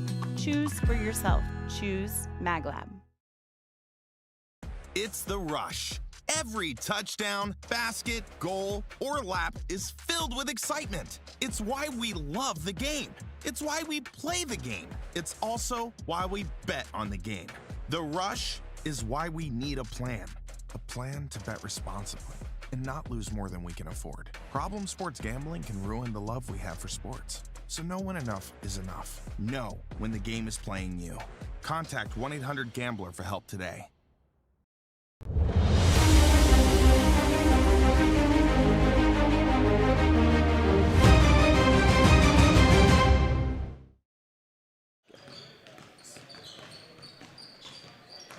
Welcome back to Pittsburgh High at the half. The Pittsburgh girls trailing the Hillcrest Hornets 32-18. This is the GN Bank halftime show brought to you by GN Bank, where they've been providing customers with the highest quality financial services in a friendly and personal way for more than 100 years. Whether it's personal, business, or agricultural needs, trust the team at GN Bank to find out. Find out more at gn-bank.com. Let's go ahead and take a look at some of these scoring totals from the first half. This Eye on the Game brought to you by Canar Eye Care. As we take a look back at the first half, Canar Eye Care is here to make sure you can see what you're looking at. Canar Eye Care, with locations in Girard and Pittsburgh, is here to help their valued customers. Learn more at KennarEyeCare.com. All right. I got to qualify this by saying I'm missing 2 points for Hillcrest somewhere, so apologies for that. Again, all my stats are unofficial, some more than others. And tonight I'm missing 2 somewhere for Hillcrest. But according to what I've got here, Serenity Johnson leading them in scoring with 8 points. Avery Gerald has 6. Cam Summers and Shania Jones with 5 points each. And then Lily Moore and Caitlin Summers with 3 points each. But somebody's got a 2 in there that I'm missing. For the Dragons, not much scoring to talk about. Mackenzie English leads them with 7 points. Odessa Reed has 6, battling down low. And then Kendall Elkamil with 5 points, all those in the second quarter. To round out the scoring for the Dragons. And just turnovers killed them in that first quarter, and they have had a very hard time finding the range from outside so far in this game. Elkamil's got a 3. Mackenzie English has got a 3, but Sophia Hertrick, usually a really good three-point shooter for the Dragons, has been off so far in this first half. But, you know, basketball's a game of runs, and that can change at any time. And you got to think if you're Hertrick, you got to just keep shooting the ball and just hope that that'll turn around, because she's got the ability to shoot it. We saw it last night. She hit the game-winning shot with less than 10 seconds left to play to give the Dragons that 2-point win over Willard. And we hope she can find her range, and that'll be key for Pittsburgh tonight. Anna Jorge also yet to score, and usually Anna not really an outside shooter, but she's fearless going to the bucket. But she knocked knees or twisted the knee or something. I don't want to really speculate, I'm no doctor, in that first half, and came back out with a knee brace on, and just hasn't been much of an offensive presence for the Dragons in this first half. Hopefully she can turn that around in the second half as well. But a pretty good tournament so far for young Kendall Elkamil, a sophomore. We see her a lot when we're setting up our equipment during the girls' JV games, and she's one of the leaders of that squad, and she comes off the bench in the varsity games and has gotten better and better. You can see her progressing and developing over the course of the season, and she's hit some big shots here tonight. 2 for 2 from the free throw line, and hopefully she can keep that going as well in the second half. Pittsburgh trailing at 32-18 at the break. You see the boys out there warming up right now. Dragon boys getting ready to take on, I'm sorry, you're looking at the Dragon girls warming up. They just ran the Washburn Rural boys off the court. But Dragon boys getting set to take on Washburn Rural in the nightcap tonight. And again, there were going to be games tomorrow. The idea for the tournament was everybody was guaranteed 3 games. But Mother Nature, Old Man Winter, what have you, had another opinion. And so those Saturday games have been canceled due to the approaching snowpocalypse. And everybody's going to head home tonight after these games and hopefully make it back safe to wherever they're coming from. We got teams coming in from Kansas City, from Wichita, from Springfield, from the St. Louis area. That's where Webster Grove is from. And so hopefully everybody makes it home safe, makes it home in plenty of time to beat this coming storm. And we certainly appreciate all those teams coming here to Pittsburgh playing this tournament. It's been a treat just to sit and watch some of these games, and it's been a treat for us to call them. But man, just setting up to watch some of these games while we're getting ready to go, it's hard to concentrate on what we're doing because it's been such good basketball. So it's an outstanding tournament, a great atmosphere, and we really we're fortunate to be able to have this going on here in our community, and appreciate everybody coming in to play in this tournament. We're going to step away for a break. We'll be back with some second half action. Dragons and the Hornets coming up on Pittsburgh Sports Live.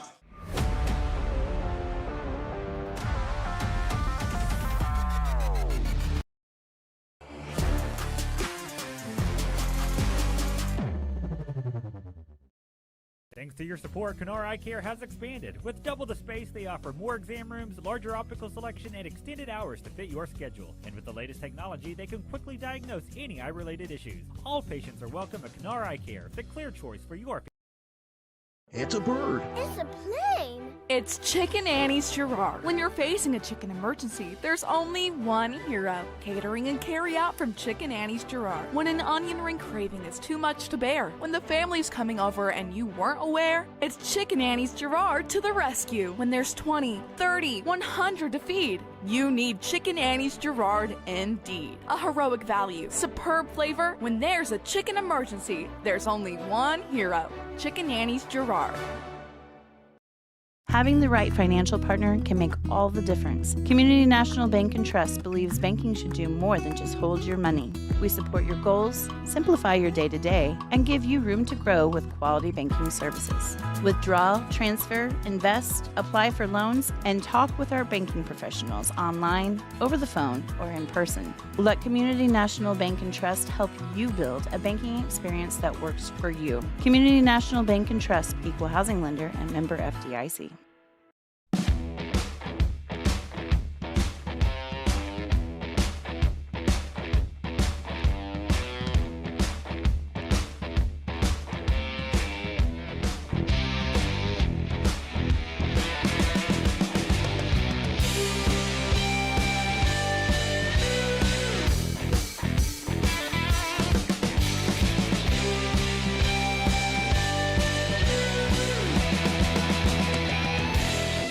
Every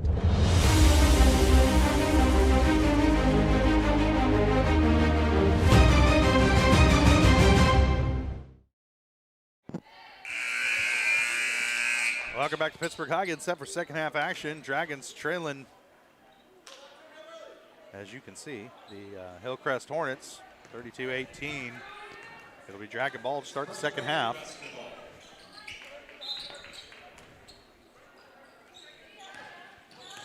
Angie Miller passes out of an immediate half-court trap. Over to Ana Jorge. She'll attempt a three-pointer off the mark. Long rebound, tracked down by Gerald. Oh, I'm sorry, that was Serenity Johnson. Lost it. And Kinsey English got it in the paint and scored it for Pittsburgh. English has 9. And the lead down to 12. They'll whistle Kinsey with a foul, even though she took a shot to the face. Did she foul her with her face, do you think? Is that a thing? Can you do that? I don't know. A little too much contact with the eyebrow, I guess. Yeah. It was a very aggressive nose she put into that offensive player's elbow. Right down the lane goes Lily Moore, but her shot no good. English with the rebound.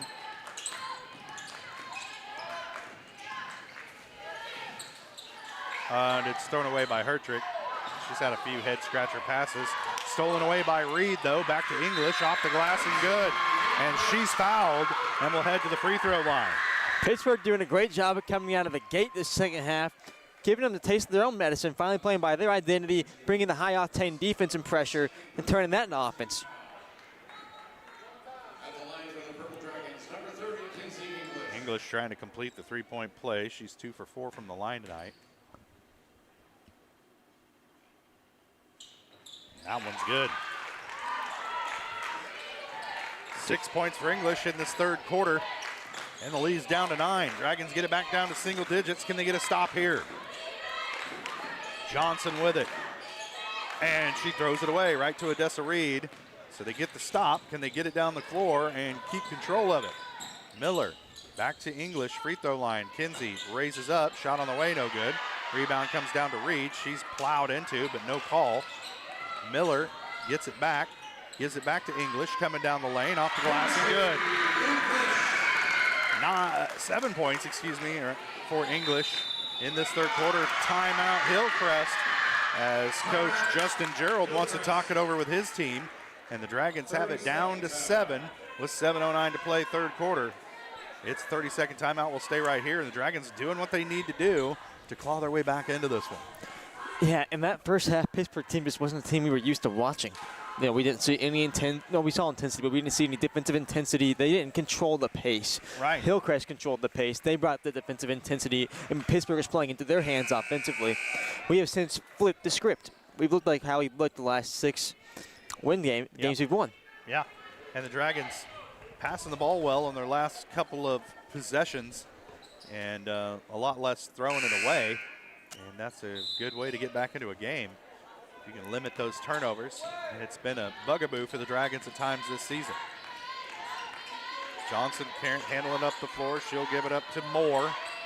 Back to Jones at the top. This is Johnson spinning, loses her dribble, and loses it out of bounds. And that's why you close out on those outside shooters. You force them to do something other than just face the basket and shoot wide open. Make them handle the ball, make them pass, make them find their points in a different way. And you can frustrate this Hillcrest team by the looks of it. And that's what the Dragons have done. Now Angie Miller going to get trapped here. She gives it up to Jorge. Back to English at the free throw line, into the corner to Hertrick. Steps into a three. Boom! There it is. Sophia Hertrick hits her first three-point shot of the game, and the lead is down to 4. Dragons right back in this one. Lily Moore will give it back to Jones. Steps into a deep three. Off the iron, no good. And there's an over-the-back foul, and they're going to whistle that one.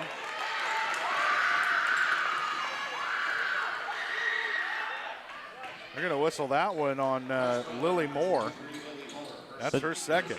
The Dragons, Mackenzie English, Trigger just being more physical than Hillcrest. Just beating them. Miller gets it in over the top to Jorge. Back to Miller. She breaks the press. Ahead to Hertrick. Sophia fouled under the bucket. As she hits the floor, she'll pop right back up and head to the free throw line to shoot 2. Hertrick 0 for 2 from the stripe tonight. But she did just hit a big three-pointer. That will build your confidence. And we'll see how she does here at the stripe. At the line for the Purple Dragons, number 11, Sophia Hertrick. They whistled that foul on Alyssa Bryson. That's her third. Hertrick hits the free throw. 4 points in this third quarter for Hertrick. The lead down to 3. Basketball's a game of runs. Like LL Cool J said, don't call it a comeback. Just had to make it a game. You know, just had to. That's right.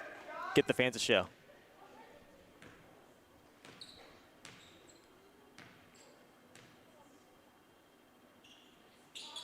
Second shot off the front iron, rebound English.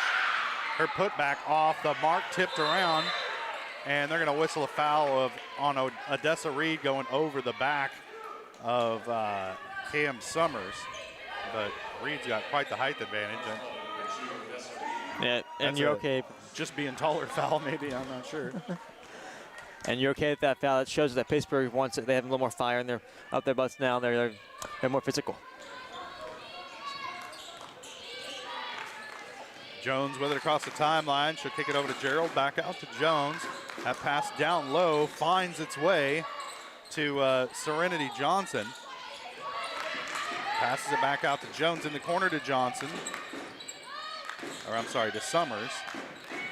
Moore driving, and it's going to be out of bounds. Last touch they're going to say by Reed. I thought it was off of Summers, but the official thinks otherwise. It'll stay with Hillcrest. Jones will inbound from the baseline. They'll get it into Moore, working against English. Moore into McKenzie, drives baseline. She's too deep. Oh, nope, she gets it up off the glass, and McKenzie just trying not to foul, and she didn't. First bucket of the second half for Hillcrest, pushes the lead to 5. English gives it up to Miller, to Reed in the lane. Where was that going? I think she expected Hertrick to cut, and Hertrick was standing all alone at the three-point line, and that's why you got to look where you're passing the basketball. First with the eyes. First with the eyes. We anticipate a little too much offensively with our passes.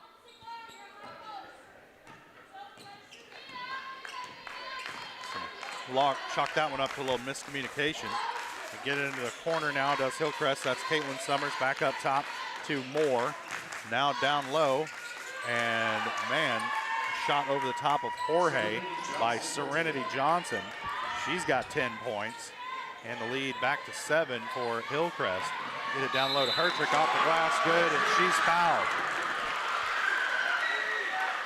6 points in this third quarter for Sophia Hertrick with a chance to go to the line and make it 7.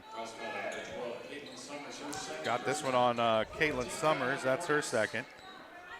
At the line for the Purple Dragons, number 11, Sophia Hertzberg. One thing is Pittsburgh offense does so well is run and transition.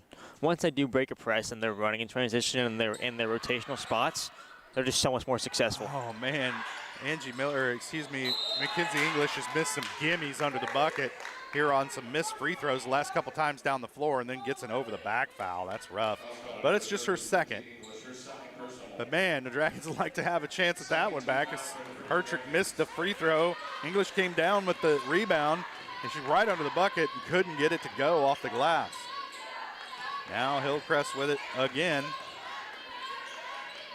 Pass it around to Jones. This is shot no good. Rebound, Hertrick on a run out. Jones trailing her. She's fouled in the bucket for Hertrick. Well, Sophia, this is her quarter, man. 8 points for Hertrick with a chance to make it 9 at the line right here. Hertrick was struggling with the finishing around the basket in the first half and has completely flipped that script in this second half and just made every single shot through contact so far. When she gets out in the open floor on the run, the confidence level goes way up. That free throw, no good. Tipped around. Jones is going to come away with it. Hertrick left a couple of points on the table. 3-point lead now for Hillcrest. This is a one-possession game. Don't look away just yet. And I would say the Hornets seem a little bit, well, I was going to say, but Serenity Johnson under the bucket, man. She's not a tall player, but plays really well down low. And the Dragons, what was that pass to, I wonder? And it ends up in a 3-point bucket for Lily Moore. What in the heck was that? And it's a timeout for Coach Gegg. And you do good, bad. That was not a good looking inbound play. I'm not sure who that pass was going to. There was nobody there. And it ends up basically like a pass to Lily Moore, and she takes an open three and drains it. And now the Dragons down by 8. And that's what you cannot do if you're trying to get back into a game. Yeah, you got to prevent the controllables. You got to control the controllables right there. That's a very controllable. Don't throw it to the defense. Yeah, don't throw it directly to the defense. 3:57 to play, third quarter. Dragons trailing it by 8. And they've had some real head-scratcher turnovers in this game, but you could probably say that for every game this season. But that one, whoa. But it's been a much more minimal amount of head-scratchers from the first half to second half at least. Yeah. Miller trying to dribble through a double team, has it stolen away. Summers gets it blocked. And it'll stay with the Hornets as English there to be the last line of defense. But Hillcrest going to get another chance here off the inbound. Gerald to throw it in, gets it in over the top to Moore, who just drained a three. She gives it up to Johnson. Over to Chloe Jones, who just checked in down the lane. Scoop layup is good, and the foul. If you're going to foul, you want to prevent the shot. And Jones able to get that one to go. Angie Miller is having a hard time against Chloe on that dribble drive defense. Every time Chloe's trying to get towards the middle of the basket, she hadn't had much contest from Angie Miller. It's just been that way for Pittsburgh on every single dribble drive penetration we face in each and every team. It's just we have such a hard time in sliding and staying in front of our defenders and preventing that lane to the basket. Miller and Jorge sit. El Camil and Gober back into the game for the Dragons. And the lead is now 11 as they got it close, but turnovers. Gober with it, picks up her dribble. Ooh, dangerous pass to El Camil, but Kendall able to handle it. Unwise cross-court pass, and English got plowed into by Lily Moore. She picks up her third, and she does a lot of talking to the officials. And that's another one of those 50-50 ball passes that cause collisions like that. And Fortunate for the Dragons that English was fouled, and she'll head to the free throw line. She hits the first.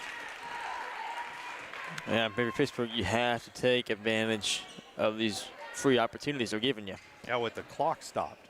So that make cuts the lead to 10.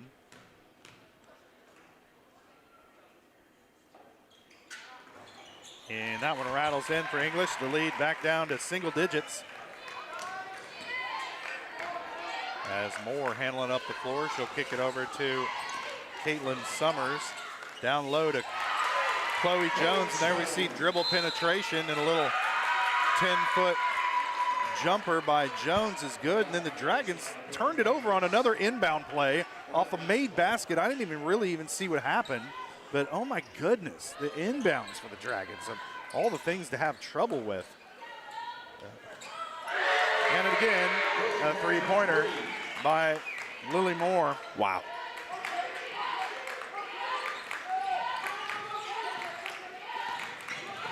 Gober passes out of the double team, and English too strong with the pass ahead to Reed, and that'll turn it over again.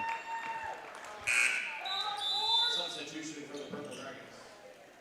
Number 4, Anna Jorge. Mackenzie English will sit. Anna Jorge back in the game for Pittsburgh.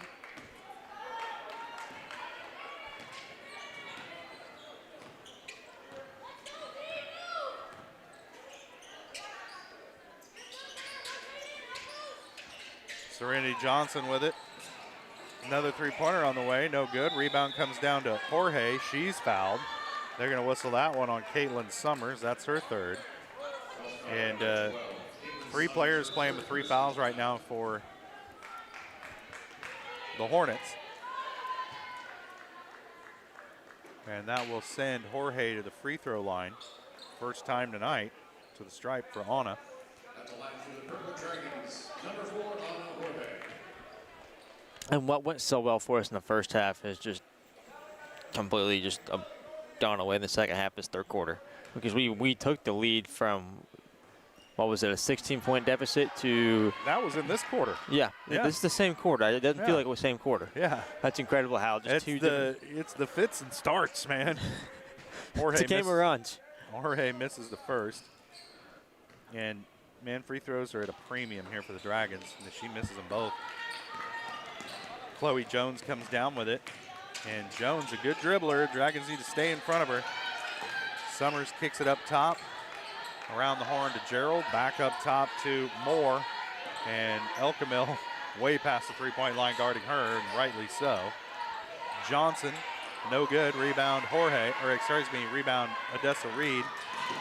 Gober looking for an outlet pass and then thought better of it. Good idea. Kicks it over to Elkamil. Kendall dribbles into a double team. Back to Gober. Adley's fouled. They're going to whistle that one on Caitlin Summers, and that's her fourth.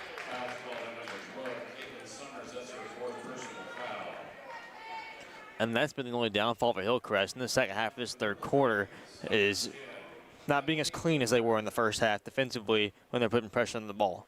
So now they're giving Pittsburgh free trips to the line. That'll bring sophomore forward Joanna Beal into the game for the first time for the Hornets. And if you're Pittsburgh, you'd really like to see them convert with these free opportunities. Yep, another miss from the free throw line for the Dragons. This is Gober's first trip to the stripe. And she hits the second. Adley with one. The lead is back to 13, though, for Hillcrest. Dragons just can't consistently maintain their runs. Down low, Johnson's shot no good, and they're going to say she was fouled from behind by Reed.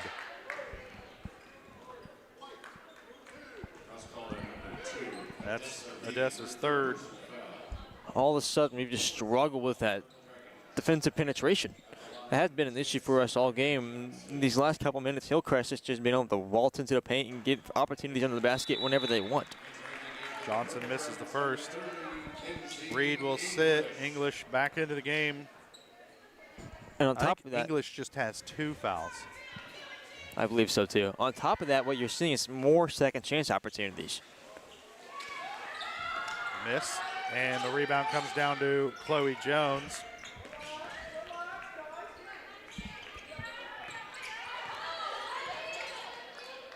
And if you're Hillcrest, you can also just take a lot of time with these possessions. They'll work it down low. This is Beal. Gives it up. And they're going to whistle a block against Jorge. She must not have been set because that looked like a charge to me. Just a half a second too late to that rotation. Hillcrest, yet again, just all of a sudden kind of just imposing their will in the paint. 5th team foul on the Dragons, so now it's going to be free throws on every foul for the next minute 29 for both teams. Moore hits the first. And she's just somebody you don't want to put in the line for Pittsburgh. Yeah, she's 4 or 5 from the stripe right now. Really, if you're the Dragons, that's somebody you don't want to let shoot the ball from anywhere. Preferably just not touch the ball anytime this past half court. I mean, she could touch it out there by the logo. She hits both free throws. Having a heck of a game is Lily Moore. She only had 3 points at the half. And there's a foul going to be whistled against Chloe Jones. That's 2 on Jones. And that'll send Kinsey English to the line for a pair for the Dragons.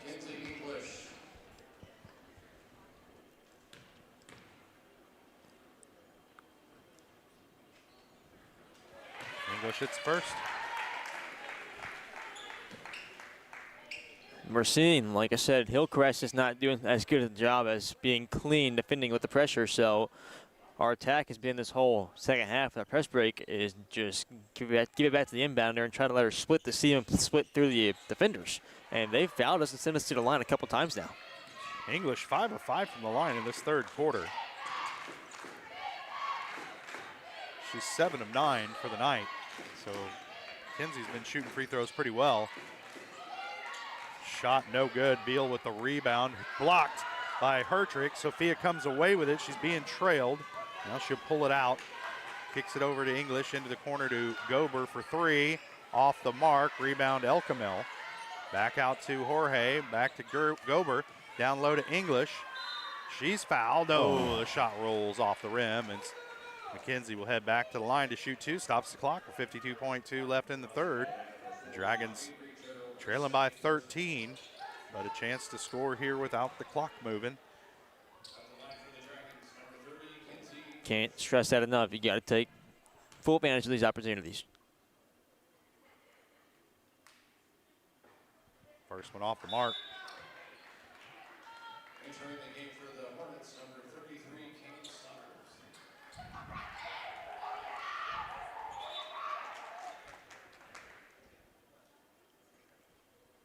Riley Mantooth checking into the game for the final 52.2. She'll replace Sophia Hertrick.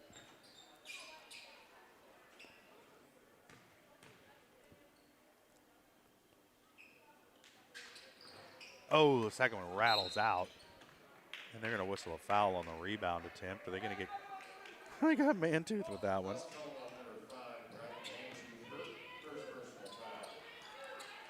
That's going to send somebody to the line. Whoever Mantooth allegedly fouled.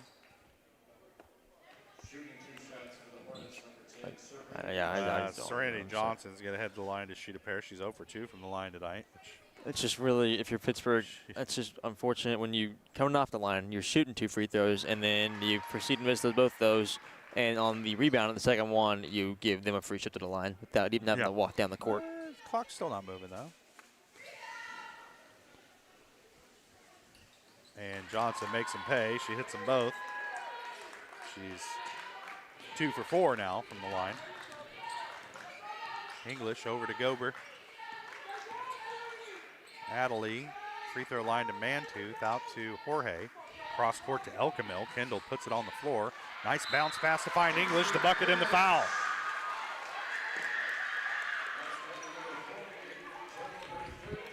And that's one thing Pittsburgh does do well in most games. They do take momentum into the end of the quarter, into the end of the half. And that's something they need to do right now, down 13 points. Take momentum into this fourth quarter. Give yourself something to build off of and build a run going into the fourth like you did coming into the third. Free throw's good for English. Now Hillcrest Coach Justin Gerald telling them, let's hold this for the last shot. About a 2-second difference between the shot and the game clock. Jones with it, drives into the lane, bounce pass to find Serenity Johnson. Her shot blocked out of bounds by English. And I'll tell you what, Jones is such a nifty creator down there. That was a beautiful dish. Yeah. So it'll be an inbound play here for Hillcrest. 16.7 on the clock. They get it into Serenity Johnson. She's going to dribble it out. Dragons need to stay with him out on the perimeter. 7 seconds and counting. They'll get it over to Cam Summers. Beal going to let it go. No good. Rebound Elkamil, and that's going to do it for the third quarter. Dragons trailing it by 12 after 3. 1 quarter left to play. When we come back, you're watching Dragon basketball on Pittsburgh Sports Live.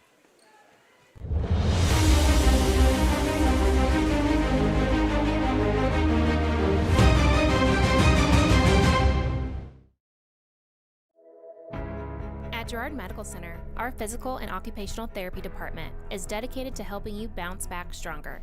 Whether you're recovering from an injury, surgery, or just want to move better every day. From student athletes to seniors, we provide personalized care and expert support right here at home. To learn more about our therapy department and our other services, visit GirardMedicalCenter.com, a proud supporter of the Girard Trojans and your hometown team for health and healing. Rooted in rural, focused on you. Having the right financial partner can make all the difference. Community National Bank and Trust believes banking should do more than just hold your money. We support your goals, simplify your day-to-day, and give you room to grow with quality banking services. Withdraw, transfer, invest, apply for loans, and talk with our banking professionals online, over the phone, or in person. Let Community National Bank and Trust help you build a banking experience that works for you. Community National Bank and Trust, equal housing lender and member FDIC.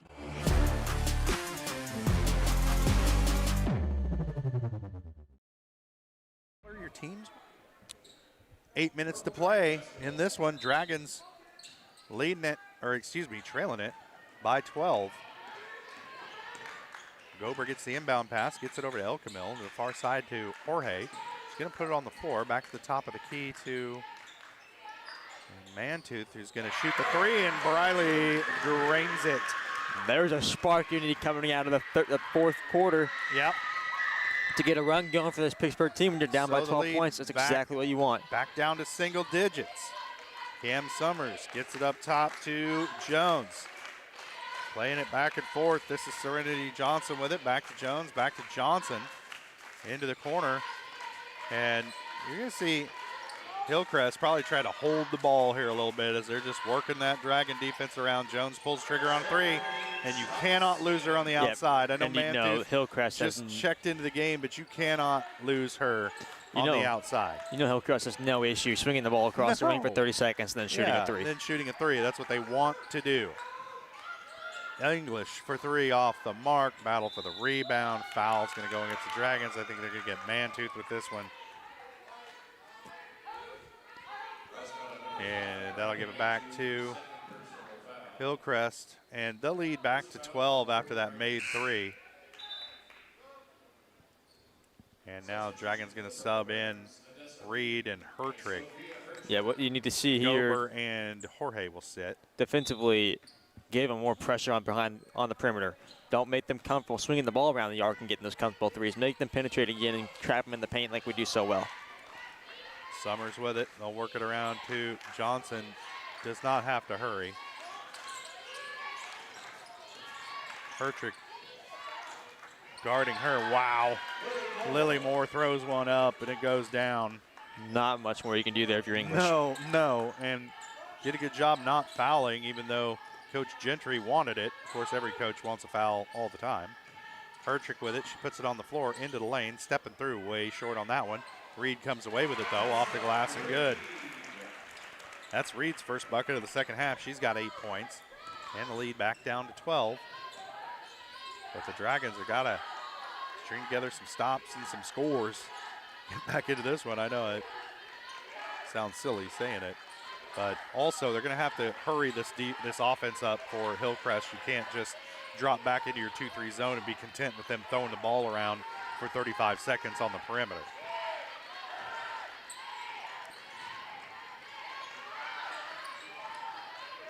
Back over the top to Jones. She's going to pull trigger on 3. Way short. And that's a shot clock violation. The Dragons get it back, but for Hillcrest, she just ran 35 seconds off the clock. Yeah, I'll tell you what. We played right in Hillcrest's hands there. Despite that they had an air ball, they had a chance to make 3 passes across the perimeter in 30 seconds, and then they had a great 3-point opportunity, just not executed well. Mantooth with it down low, off the glass, can't get it to go, tipped out of bounds, and it'll be Hillcrest ball. And Pittsburgh has the right pace of play for how slow Hillcrest is playing offensively and how little time's left. You just got to execute. You got to make all these shots count at this point going forward. Got to finish under the bucket if you're the Dragons, but you're going to have to speed this up. Might go with some pressure here. Who cares if they're going to drive on you? You got to get out there and pressure these guards on the perimeter. They get it around to Summers. Back in the lane, back out to Summers. Cross court to Johnson. Pressure, pressure, pressure. And we get a 3-second call against, I think they got Alyssa Bryson with that one. She was camped out in the lane. And that'll give it back to the Dragons. 5:07 to play, but got to make some hay here if you're Pittsburgh, trailing by 12 with 5 minutes left to play. And score a point off a turnover. Kicks it over to Elkamil and just couldn't get set for her shot in time. The defense able to recover. And if you're Kendall, step into it. There you go. Boom.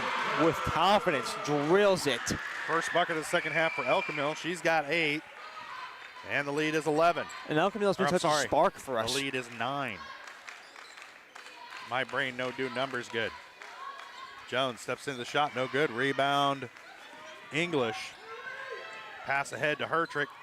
Off the glass, no good. And Sophia just couldn't get herself under control. Once she got possession of the basketball, and just an errant layup. And ends up back with Jones. Kicks it out to Johnson for 3, in and out. Rebound comes down to English. Dragons dodged a bullet there as Johnson doesn't miss many. Poked away from English. She'll give it up to Elkamil, around to Mantooth. Into the corner to Hertrick. Steps into a 3. In and out. Rebound English. Back out to Hertrick. Over to Elkamil. They're going to get Sophia for a travel. As she kind of hopped with it as she was trying to, that passes up over her head. Rough call. Offensively, Pittsburgh just having such a hard time taking advantage of these turnovers from Hillcrest defensively. Yeah. They get opportunities, just not cashing in. Jones with it. Tipped out of bounds. It'll stay with the Hornets. 3:49 to play. 9-point game. Jones gets it in over the top to Moore, puts it on the floor against English, and they're going to whistle Kinsey with the foul. Didn't look like Moore is much under control there, just threw one up underhanded, and she gets whistled for the foul. That's her third. Jones is this court is barely getting the best of English each and every time she gets under the basket. Well, she got about a foot on her. I mean, in height, she's quite a bit taller than McKenzie. Yeah, she's just getting that extra half and step. She's getting a head of steam heading into her, too. There's nobody out there cutting off her dribble on the perimeter. So once she gets down to English, she's rolling, and McKenzie's having to adjust to that. What you like to see from that is these last couple of times she's gotten the basket, like we said, with those advantages. Odessa Reed step in, get some help, defense force her to make that extra pass and try to get those turnovers. That's how turnovers happen, forcing the extra pass and having that rotation and that trap. 7 of 8 from the free throw line is Lily Moore. And the Dragons trailing it now by 11. In Elkamil dribbling out of a double team, but taking a lot of time. They get it down low to Reed. She's fouled on the shot attempt. And they're going to whistle this one on Alyssa Bryson. That's her 4th. So both Bryson and Caitlin Summers playing with 4 fouls right now for Hillcrest. But not a lot of time left. So if you're out there with 4 fouls, you can still make it. Reed misses the first free throw. That's her first free throw attempt of the night. Got to cash in. comes with 3.5 minutes left in the fourth quarter. She misses them both. Ball tipped around. Reed battling for it. Saves it inbounds, but to Chloe Jones.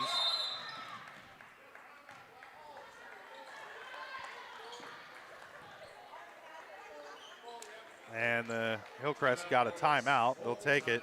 Full timeout. We'll take it as well. 3:26 to play. Dragons trailing by 11.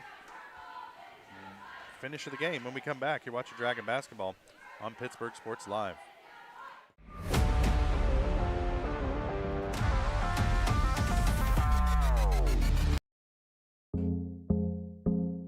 Our whole vision of becoming the four-state agency was because we want to be able to grow with our clients, whether they have a lake house in Oklahoma, whether they're starting a business and expanding into Arkansas. We want to make sure that they're taken care of, whether it's home, auto, financial services, or even life insurance. We want to walk through the stages of life with our clients. That's the biggest part. That's what makes us different.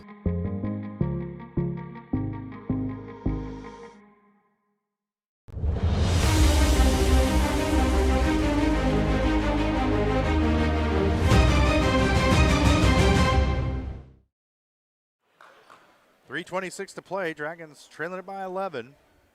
Pretty quiet in this gym. It's like this is the gym, right? Not the library? Yeah, not. But Dragons have struggled pretty much throughout this game tonight. And Hillcrest has led for most of the game by double digits.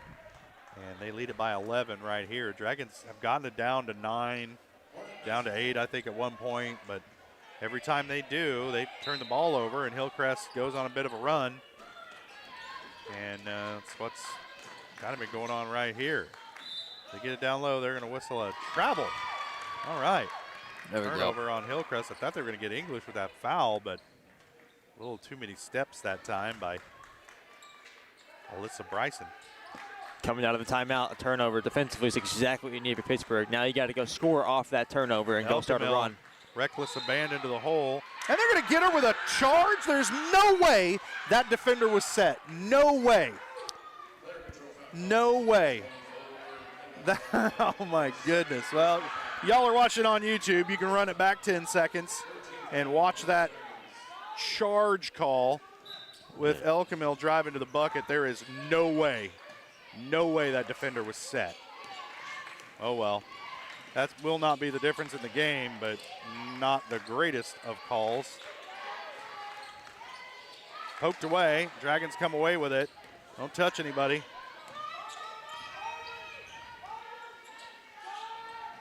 Hertrick with it in the corner, not trusting her shot. Driving into the lane, kicks it out to Elkamil. She'll take it.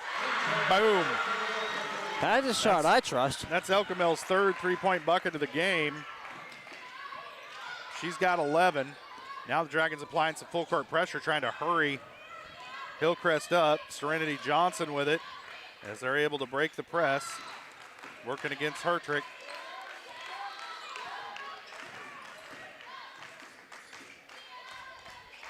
Time ticking, 15 seconds on the shot clock, only 2:20 left to play. The Dragons want to erase an 8-point lead. You got to turn the pressure up defensively. Jorge working on Summers, gets around her, takes a shot, no good. Rebound battled for, and that was Bryson who came away with it. Now Johnson with it. You got to keep the pressure up on the perimeter. You can't just let them dribble around out there and watch the clock run down. Chloe Jones dribbling around, gets it over to Summers. Back to Jones. Dragons got to put some pressure on. Time ticking, under 2 minutes now. Serenity Johnson kicks it into the lane. Shot no good. Rebound Bryson, and her putback's good in the foul. If you're Pittsburgh, second chance points, yep, they'll do the little things. Yep. Hillcrest did the little things right. Hillcrest. We talked about it when we were prognosticating. And using that big word of yours. Yeah. Got to limit the second chance points, and the Dragons get burned right there. Hurt them at the worst possible spot. Well, Bryson misses the free throw. English quickly down the floor. Dribbling baseline, kicks it out. They're going to say she stepped on the line. I don't know about that. That's just gutting if you're Pittsburgh right there. Those last 2 possessions, offensively and defensively, just yeah, those heartbreaking. last 2 calls on this end of the floor. The phantom charge by Elkamel, and then the English stepping on the line. And whistle that one on Kendall.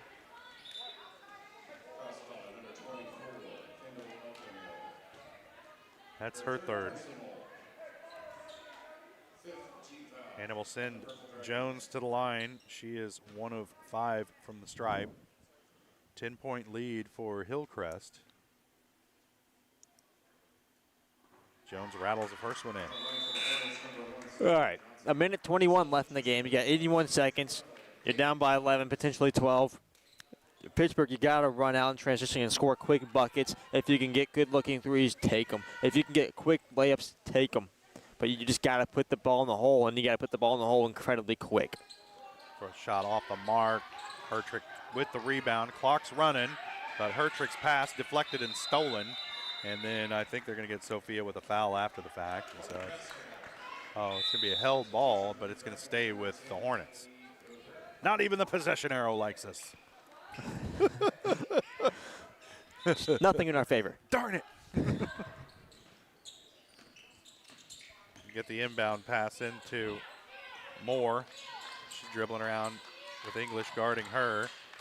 Johnson, she doesn't really need to do anything with it, but they do find it down low to Summers as Gober loses her under the basket. Summers gets the bucket.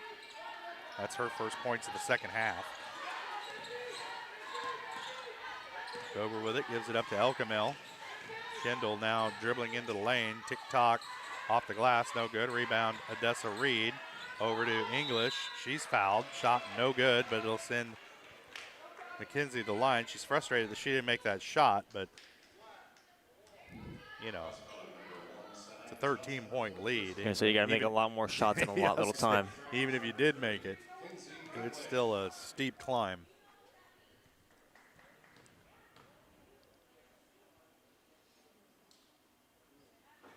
In and out for English. But that's reassuringly, you can tell that these ladies were never checked out of it. You never have any doubt about that. They always want to go out there and give it 110% and give their most effort. It's the second. Back to a 13-point lead. Quick foul from Elkamel is going to send Jones to the line. Stops the clock with 38.1. That's Elkamel's 4th, however. So somebody else needs to do the fouling. Yeah, 'cause she's been our best shooter this game. Yeah. All of her shots have looked confident and great. If we can get Adelie or Anna Jorge to foul out there, that'd probably be a better situation. Because they have fouls to give. Jones misses the first. Not a good free throw shooting night for Jones, but pretty much everybody else on the Hillcrest roster has done pretty well from the line. Second one deadheads off the back iron. Rebound English. Passes ahead to Jorge. Timeout, Coach Gegg. It's a full timeout. 32.4 left to play. We'll take it. Dragons trailing it by 12. When we come back, you're watching Dragon Basketball on Pittsburgh Sports Live.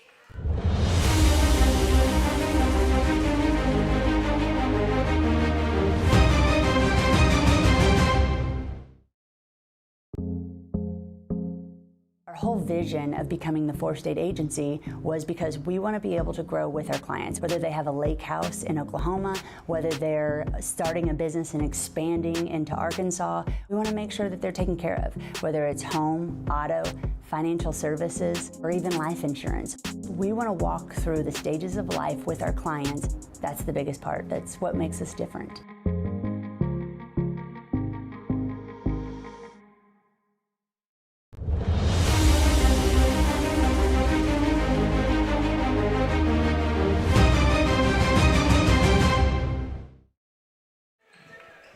I'm serious. All right. I was going to talk to you about that the other night. Okay. Oh, hey, we're on the air. 32.4 left to play. Dragons trailing it by 12. It's some tense negotiations going on there in the break. Mackenzie English with it. Working off a screen. She'll pull up for three. No good. Reed tries to save it, but no dice. And it will be Hillcrest ball with 24.6. And I would imagine the Dragons are not going to immediately foul. Nope, here comes Gober.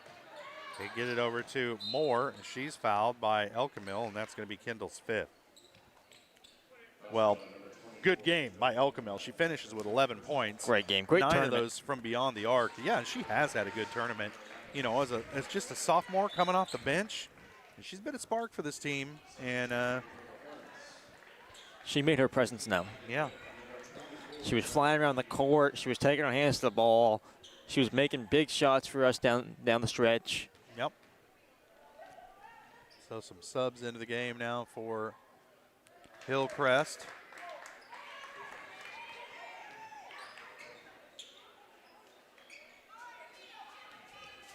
But the Dragons, who are sitting with a 6-game win streak coming into tonight, are going to see that one snapped here, barring some biblical miracle at the end of this one. Moore hits the free throw. And of course you want to see every single game be a win, but this one being a tournament loss, it's not going towards your SEK record. No.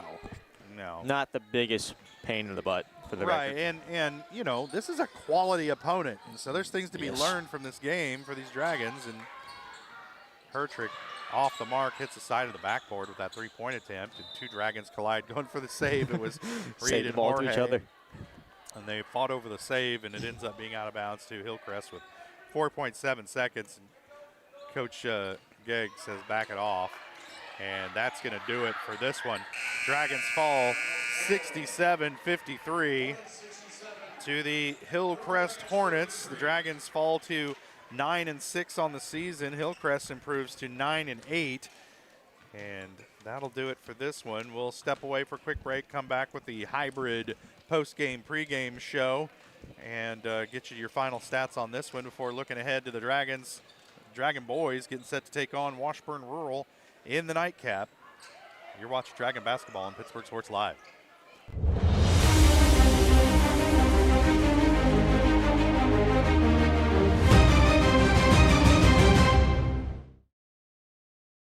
Every tax season, a villain rises. Keep those numbers messy. I thrive on confusion. But when overpayment strikes, a hero answers the call. You can't save them all, Captain. Watch me. Prime Accounting, fighting for your deductions, protecting your refund. Don't let Tax Luther take your refund. Join Team Prime today. Power to the people who fight. To find a location near you, go to primeaccounting.net. At the Farm and Ranch Division of the Four-State Agency, we're a team of experts who genuinely care about you and your farming operation. That's why whether it's a visit to your farm or a friendly chat at our office, we're committed to delivering the service you deserve. Our team is fully licensed in both crop insurance and LRP, allowing us to cover your entire farming operation across Kansas, Missouri, Oklahoma, and Arkansas. Contact us today to see how we can help. Selling equipment can be a hassle, whether you're needing to replace an old tractor or you're finally getting to retire. The time and energy needed to clean, prep, promote, and sell seems daunting. That's why you need Tyler Jackman and Big Iron Auctions. From one piece to the whole farm, Big Iron Auctions can deliver your items to more than 750,000 registered bidders. Call Tyler Jackman at 620-404-8115 or learn more at BigIronAuctions.com.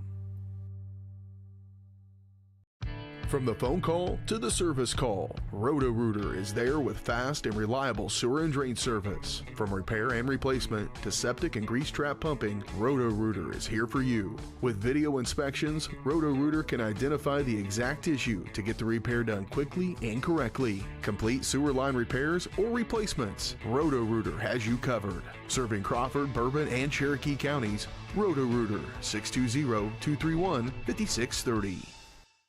Nothing says luxury like a Lincoln. Take advantage of 0% financing for 66 months right now on the all-new Lincoln Navigator. Come see us today at Mike Carpino Family of Ford Lincoln Dealerships, Columbus, Parsons, Pittsburgh.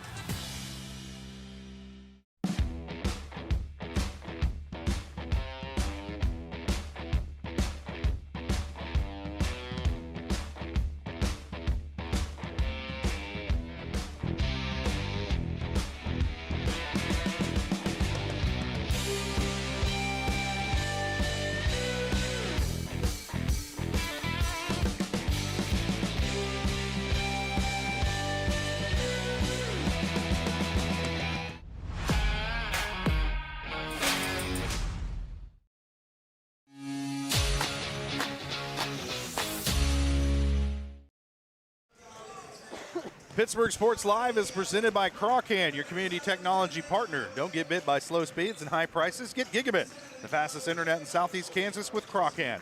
To learn more about Crawcan's no-nonsense pricing and multi-gig internet, check them out online at ckt.net.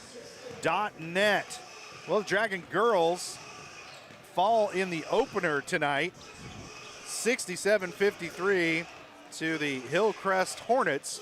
Now the Dragon boys getting set to take on the Washburn Rural Blues here in the nightcap. And again, we got to keep mentioning that this tournament here, the Bill Hansen Memorial Classic, has been kind of cut short by the impending snowpocalypse.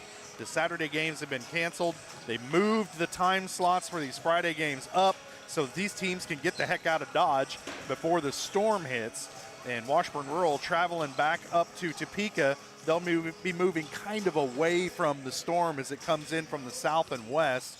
So hopefully get this game in the books and those guys able to make it back to the Topeka area in plenty of time to avoid the absolutely terrible weather that's headed our way. That looked pretty. The super low temperatures are going to mean that road salt and things like that just really aren't going to have much effect on the snow that we're supposed to get. They're talking 8 to 12 inches in this area. And so it's really smart of these tournament organizers to cut this thing short, let these teams get, and their fans and their families and everybody get out of town and get back home before the worst of it hits. And we certainly hope that everybody makes it home safe after this one. This is the Community National Bank and Trust pregame show brought to you by Community National Bank and Trust. Your friends, your neighbors, your partners, and your biggest supporters, from personal and business banking to mortgages, credit cards, and investments. CNB has the tools you need with the service you deserve. Equal housing lender, member FDIC. Learn more online at mybankcnb.com. Community National Bank and Trust, where community comes first. Well, so the girls dropped the opener tonight. It's a tough one. Snaps a 6-game winning streak, but the boys trying to snap a 2-game losing streak? 3-game. I think so. Because they dropped one to Fort Scott, then Lebec County, and then to Willard last night. So the boys trying to get it back on the rails. They haven't won a game at home all season long. Nope. Were you going to get ready to correct me on something? I was going to say Wichita West. Wichita West, excuse me. Yeah. There's so many schools. There's a lot of W's. With W's, yeah. There's Washburn Rural, Willard, Webster Grove, Wichita West. I mean, if you got a W in your name, you're in this tournament. But so far, tonight, the Dragon girls drop one by double digits to Hillcrest. Start with a double? No. Hillcrest. Yeah. Hillcrest. And now the boys getting set to take on Washburn Rural. Pittsburgh coming into the game 6-7, 3-3 in the SEK League. Dropped one last night, 80-68 to Wichita West.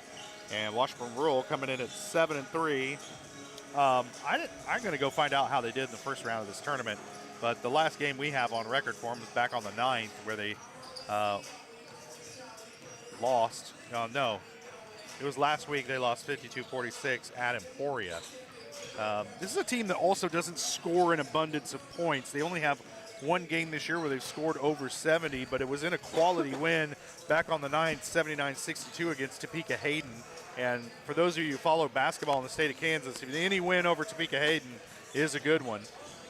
But Hayden also a 4A school, so Washburn Rural a bigger program than Hayden, but it's a grudge match anytime these Topeka schools face off against each other. And they were fortunate to come away with the win in that one. We're about 14 minutes away from tip-off. We're going to go ahead and step away for a break. We'll come back with your keys to the game, your starting lineups, and more as we're getting ready for the Dragons and the Blues on Pittsburgh Sports Live.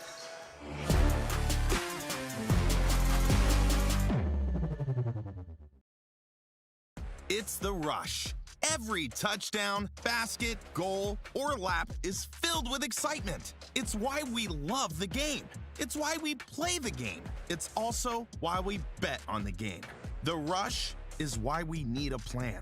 A plan to bet responsibly and not lose more than we can afford. Problem sports gambling can ruin the love we have for sports. So know when enough is enough. Know when the game is playing you. Contact 1-800-GAMBLER for help today. Having the right financial partner can make all the difference. Community National Bank and Trust believes banking should do more than just hold your money. We support your goals, simplify your day-to-day, and give you room to grow with quality banking services. Withdraw, transfer, invest, apply for loans, and talk with our banking professionals online, over the phone, or in person. Let Community National Bank and Trust help you build a banking experience that works for you. Community National Bank and Trust, equal housing lender and member FDIC. Chicken Annie's of Girard is something to crow about. Their family-style restaurant continues a Southeast Kansas tradition with their specialty, fried chicken, plus famous homemade onion rings, chicken and noodles, and so much more. And of course, their delicious homemade pies. Dine in or carry out available. Chicken Annie's of Girard has the best value, flavor, and service in the area. Stop in soon or call for catering. 620-724-4090. You've heard go big or go home. At Big Iron Auctions, you can go big from home. With thousands of pieces of equipment, active auctions, bidding at your convenience, and an easy-to-use site, BigIronAuctions.com can help you grow big. Call Tyler Jackman at 620-404-8115 to see how Big Iron Auctions can help grow your operation. Bid now, list now at BigIronAuctions.com. At GN Bank, we're your neighbor. We see you at the store. We cheer with you at the local football games, serving you with the same friendly faces you have come to know and trust. GN Bank, the best place to bank and borrow. At Girard Medical Center, our physical and occupational therapy department is dedicated to helping you bounce back stronger.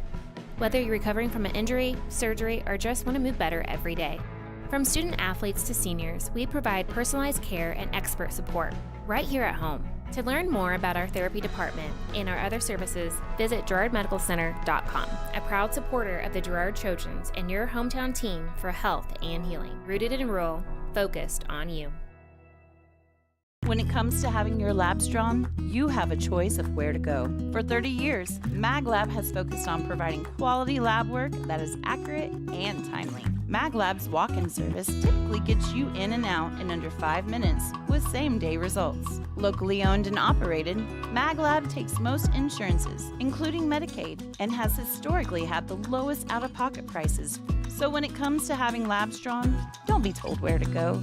Choose for yourself. Choose MagLab.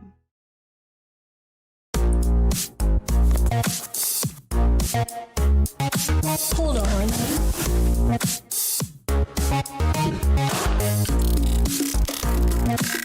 It's monstrous.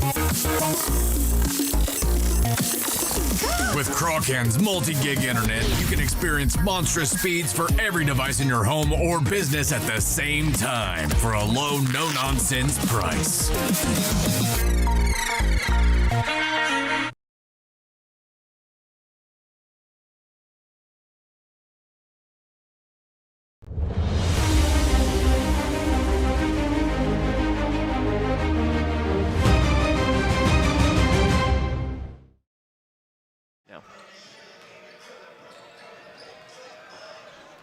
Welcome back. About 10 minutes away from tip-off here between the Dragons and the Washburn Rural Blues. I'm Josh Ledner, alongside me, Michael Kissel, and Coach Jesse Moss for the Dragons. He's a first-year head coach, instituting a new system here, and right now, tonight, an emotional night for him as he's getting ready to take on his former team, the Washburn Rural Blues, and you can tell he's feeling it. He's feeling a little bit nervous down there, and we really want to see the Dragons. You know these guys want to play well for him tonight against this team from Topeka, and it's there's a little bit of history between these schools as well. These two teams met on the football field in the 1990 state championship game, and the Dragons came out on top in that one and won, I believe, the last state championship that a Pittsburgh football team won under the legendary head coach Larry Garman. And I only know that because I was there. Not on the field, mind you, in the marching band. Yeah. Yeah. Basically on the team. I was like number 4 in the state in the trombone. But That's worth something. Yeah, no, it's not. Trust me. And so there's history. There's history between these two schools, and then the coaching staffs and all of that. And so it'll be a good matchup here tonight for the Purple Dragons. And again, these boys haven't won a home game all season long. There's like a jinx in this gym, perhaps a specter or a poltergeist of some sort. And I've threatened to get a priest in here. I might make good on it. Maybe for the back half of the league schedule, somebody ought to. I don't know if I have the authority to do that. And make it happen. It's a public school. I don't know if they go for that sort of thing. I'm not sure how it works. I should know. I don't. But we got to do something. You can't change the color scheme. Something's got to change. Something's got to give. Because this team is really, they play excellent on the road and then come home and it's, they have problems. So who knows? But we'll take a quick break. We'll come back, get your keys to the game, your starting lineups so we can close to tip-off. Dragons and the Blues coming up on Pittsburgh Sports Live.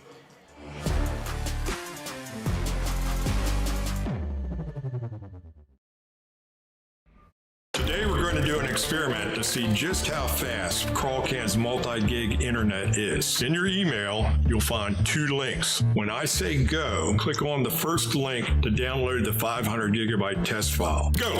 Okay, now when I say go, click on the second link in your email to upload the file. Go!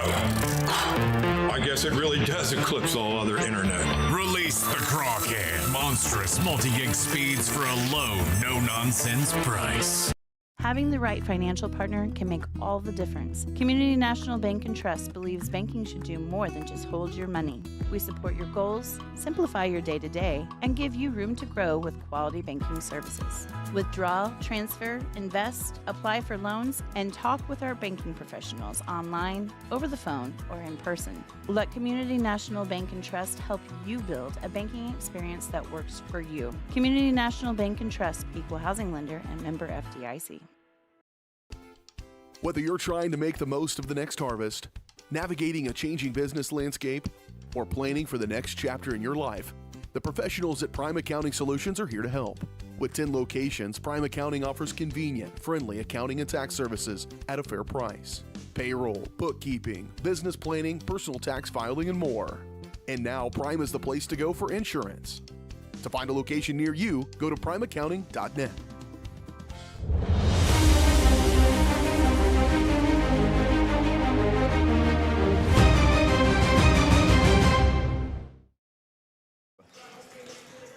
Welcome back to Pittsburgh High School. Getting set for the nightcap tonight between the Pittsburgh Purple Dragons and the Washburn Rural Blues. I'm Josh Lettner, alongside me Michael Kissel. And the tournament this year, the Bill Hanson Memorial Classic here in Pittsburgh, it's brought some great teams to the area. But due to the absolutely god-awful weather we're expecting across, most of the continental United States, we're going to cut this one short. No games tomorrow.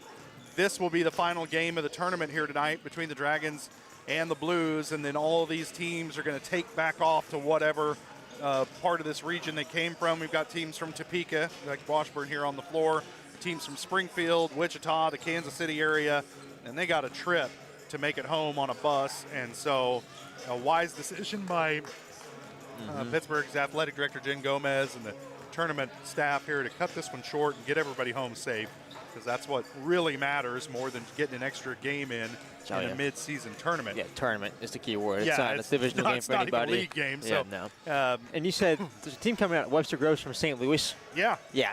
Get them home safe. Yeah, I think they're already on the road. Good. That's a journey. That's across state lines. Yeah, you're hauling almost it. two. That's complete. Yeah. Well, you go all the way across the state of Missouri on I-44, which, not in good weather, I-44 is kind of a crazy drive. I can't imagine it covered in ice. I feel bad for the bus driver. Hope those kids make it home safe. Hope everybody makes it home safe from this tournament. But, yeah, so that's why we're cutting it short. That's why our start times for these games have been moved up tonight. And so thanks for bearing with us, and thanks for tuning in for tonight's matchup. We're about 4 minutes away from what I would assume is a national anthem and a tip-off. The show choir is here for Pittsburgh High, and they always do an excellent job with the national anthem. Outstanding. And, I think we should be here for that national anthem. So let's go ahead and take a break right now, our final pregame break. And we'll come back. Dragons and the Blues coming up on Pittsburgh Sports Live.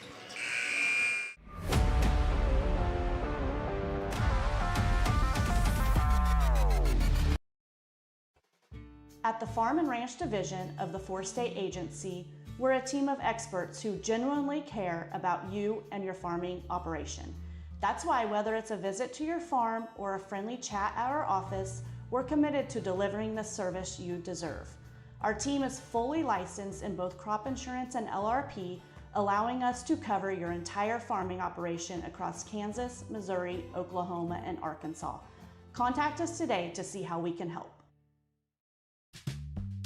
Selling equipment can be a hassle. Whether you're needing to replace an old tractor or you're finally getting to retire, the time and energy needed to clean, prep, promote, and sell seems daunting. That's why you need Tyler Jackman and Big Iron Auctions. From one piece to the whole farm, Big Iron Auctions can deliver your items to more than 750,000 registered bidders. Call Tyler Jackman at 620-404-8115 or learn more at BigIronAuctions.com.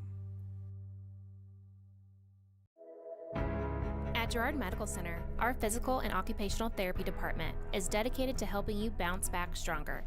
Whether you're recovering from an injury, surgery, or just want to move better every day. From student athletes to seniors, we provide personalized care and expert support right here at home. To learn more about our therapy department and our other services, visit GirardMedicalCenter.com, a proud supporter of the Girard Trojans and your hometown team for health and healing. Rooted in rural, focused on you. From the phone call to the service call, Roto-Rooter is there with fast and reliable sewer and drain service. From repair and replacement to septic and grease trap pumping, Roto-Rooter is here for you. With video inspections, Roto-Rooter can identify the exact issue to get the repair done quickly and correctly. Complete sewer line repairs or replacements, Roto-Rooter has you covered. Serving Crawford, Bourbon, and Cherokee counties, Roto-Rooter, 620-231-5630.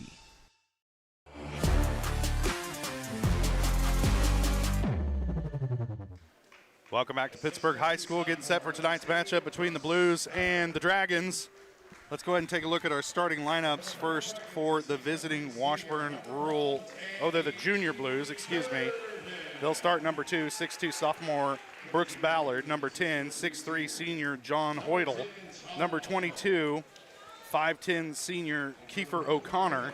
Number 23, 6' senior Drayden Kunkaren. And number 32, 6'10 junior Cooper Schmidt. Yeah, you got a 6'10 guy on your team. He's going to play.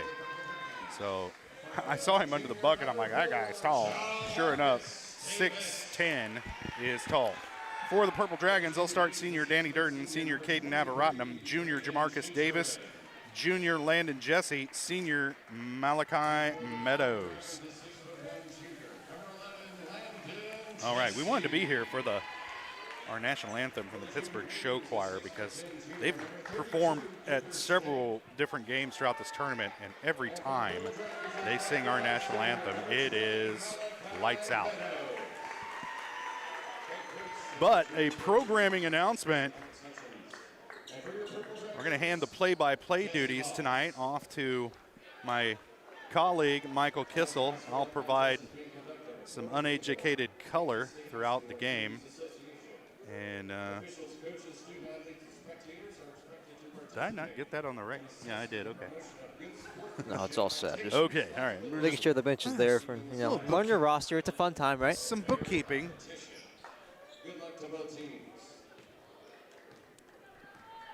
Well, the national anthem, yet again, seems to be getting skipped over. Really just trying to keep this motion going forward, trying to keep the games moving, get everybody home earlier. Safety first, America can wait. Exactly.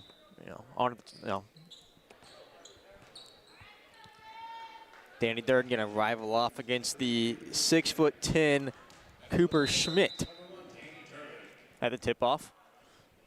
10 inches for Cooper Schmidt there, and Danny Durden comes down with it. And Caden Navaratnam will bring the ball up to start this game. Coming downhill, kicks it out to Jamarcus Davis. Swings it to Landon Jesse at the top of the key. Surveying his options. Malachi Meadows to the corner. Meets Kunkaren. Nope. Stolen. And scored by John Hoytle. John Hoytle breaks the ice in a transition bucket, caused a turnover by Landon Jesse, and now Jamarcus Davis will bring it back up and try to answer that early turnover. Swung to Meadows in the right wing. Caden down to Durden on the block. Through heavy contact. Clean, no good. Great second chance effort from Danny Durden there. Yeah, way to stick with it for Danny Durden. Just followed his shot, got his own rebound, and they're going to need that spring in his step tonight. They're going to keep up with this much taller Washburn Rural squad. O'Connor going into the paint. Swinging out, miscommunication from the Blues offense as he throws into the bench. 2-2 ball game here, a minute into the game. Jamarcus Davis relieves his duties to Caden Neven-Rotham at the top of the key. Down to Davis on the elbow. Trips over his own feet. Ballard coming down, and he'll be a nice, easy 2 points against Caden Neven-Rotham under the basket. Caden at the top of the key.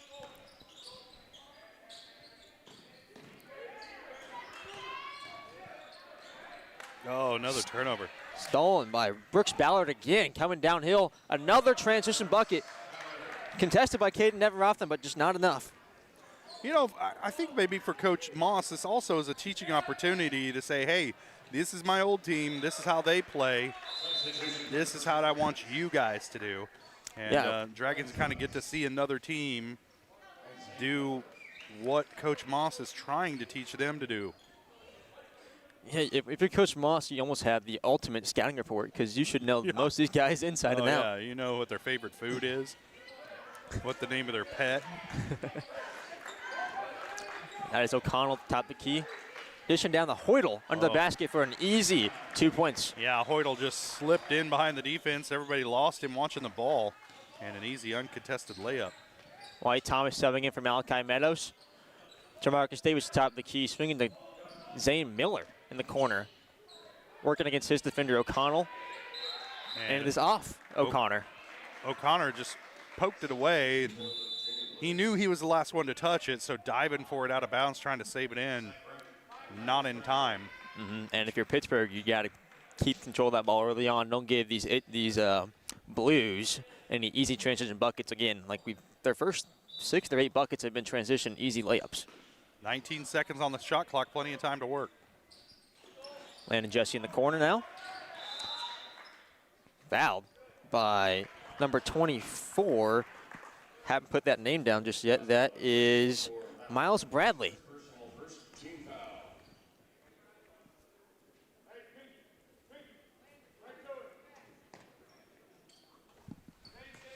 Wyatt Thomas at the top of the key, letting the offense develop. Jamarcus Davis on the left, that is the left wing. Yes, screen by Durden.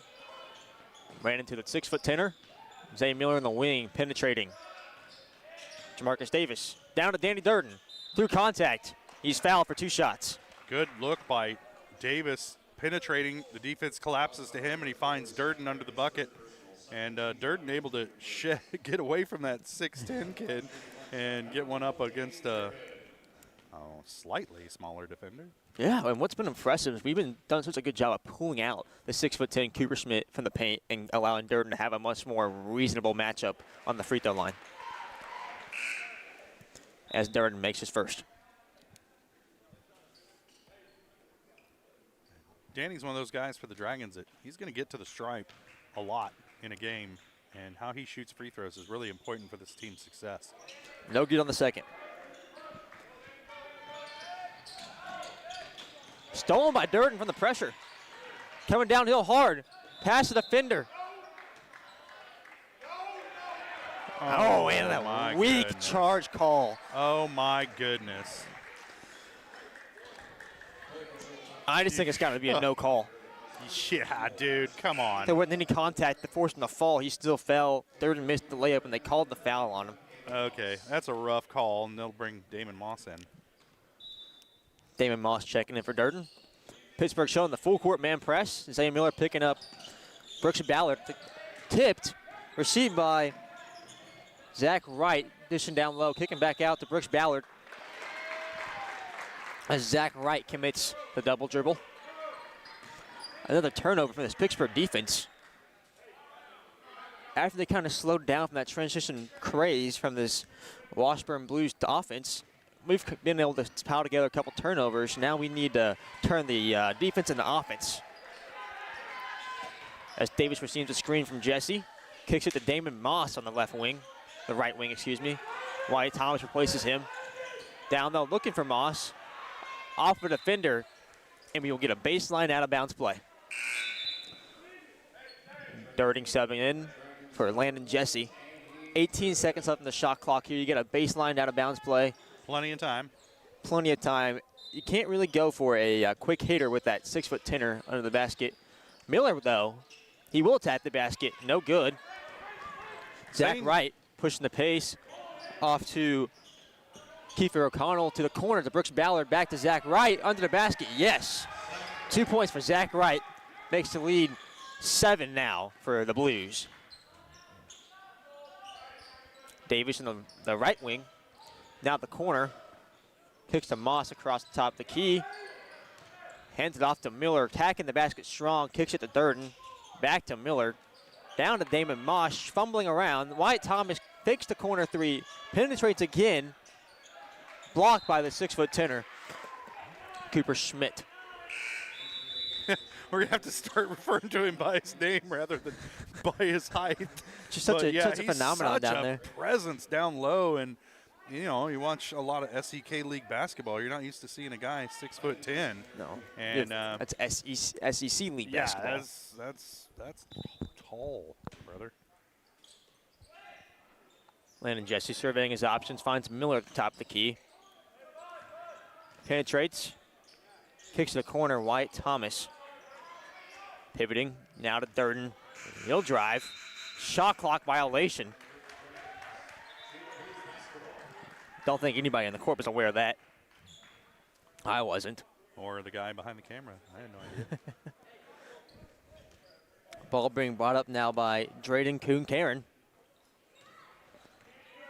He's going to attack the basket on Damon Moss, as nobody was picking him up from the perimeter, so he gets a free lane and makes a tough layup over Draymond Moss.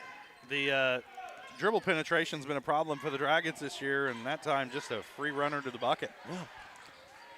Landon Jesse being pressed heavily on this wing, kicks it to the opposite corner, Zane Miller. Trapped off the defender to save the possession.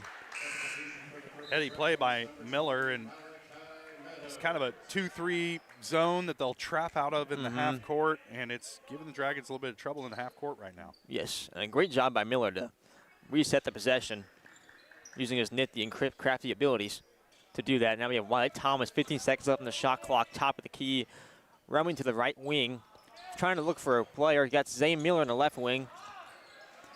Under the basket now, kicks out to the wing, back to the corner to Zane Miller. He shots up, no good. But it went off the rim, so no shot clock violation, but Washburn rule. A fight for the ball. Yeah, it's a rock'em sock'em. Drayden Kuhn-Karen comes away with it. Miles Bradley through contact, yes. I'll tell you one thing, this Washburn Rural Blues do very well is finish through contact around the rim.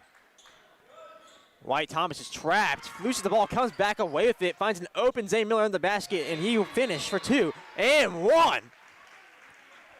A big turn of events there for Pittsburgh's offense. That was a late whistle. I wasn't sure Zane was going to get that call, but he does. Yeah, a lot of contact, and you almost thought they were going to get away with it, but the referees weren't going to let that happen. Wyatt Thomas getting harassed on the right wing, trapped in a double team, loses the ball, finds a way to come back up with it, and finds a wide open Zane Miller under the basket for an easy layup, and gets a late foul, looking to cut this deficit to 8 with 2.5 minutes left in this first quarter.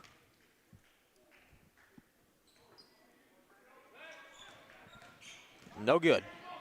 And the Dragons as a team about 50% from the line for the season, and that's something that's hurt them at times this year, and they're going to need every point tonight against this Washburn Rural squad. As Landon Jesse allows some easy dribble penetration again from this Washburn team, and a foul under the basket to give number 10, John Hoydle, 2 free throws. First one is no good. Some substitutions coming on the court here. That is Miles Bradley and Zach Wright coming off for number 1, Dominic Nims, and number 32, Cooper Schmidt. Schmidt bringing his big 6'10" frame back into the game. As the second free throw was good. Brought up by Jamarcus Davis on the right wing. Finds Malachi Meadows at the top of the key. Back to Davis. Driving downhill. Zay Miller roaming under the basket again, but blocked by the 6'10" Cooper Schmidt with ease. Pushing the court now is the Blues. Kuhn Karen into the basket. Little up and under action to make a good layup in transition yet again. Just real fast down the court are these Junior Blues. Very quick. Jamarcus Davis top of the key, setting the offense. Landon Jesse on the right wing. Receiving a screen from Malachi Meadows. A quick little 10-foot floater. No good. Rebounded by Cooper Schmidt. Pushed up the court now by Kuhn Karen yet again, just attacking the lane and kicked out to Brooks Ballard for the easy, wide-open three-pointer to make the lead 15 for the Junior Blues in this first quarter. Well, they've been driving to the bucket for most of this first half, and that'll leave some outside shooters open, especially if you're having success doing it like they are. Another turnover. Kuhn Karen now John Hoytle throws it away, but they're going to say it was tipped by a Pittsburgh defender.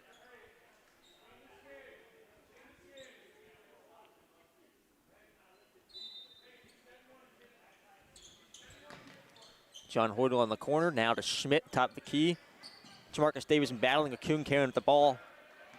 Back to Schmidt at the top of the key. Fighting through his screen is Zay Miller, now in the corner. Under the basket to Moss. Davis fighting for the ball, forcing a turnover against Cooper Schmidt under the basket, the double team. Now pushing it in transition. 5-on-5, he's still taking it to the basket. Kicks it to the corner to Zay Miller.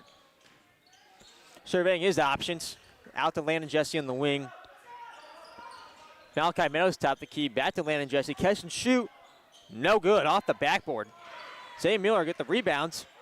Fakes the ball. Nice little under reverse layup. Little scoop layup from Zay Miller there to make it a 13-point deficit. Miller has some really deceptive moves, and it makes it difficult for a defender. If you're going for a block, you're not really sure what he's going to do with the ball. And that time able to come away with a scoop layup. Nice. Cooper Schmidt under the basket with an easy layup, a dish from Kuhn Karen. And Washburn Rural, it's like a fine oil machine. They're either penetrating to the bucket, driving and kicking, or driving and dishing as they did that time. Zay Miller is battling through contact against Dominic Nims, who can miss the foul.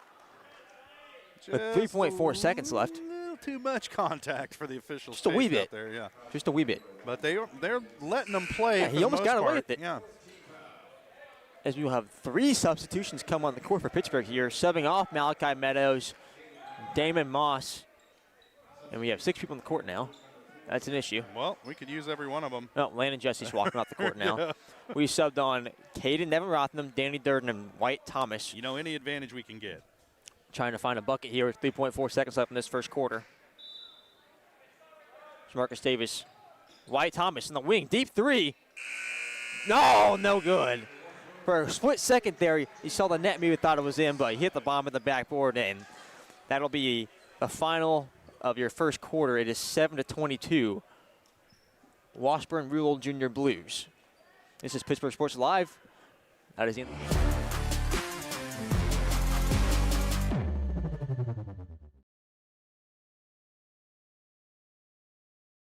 At GN Bank, we're your neighbor. We see you at the store.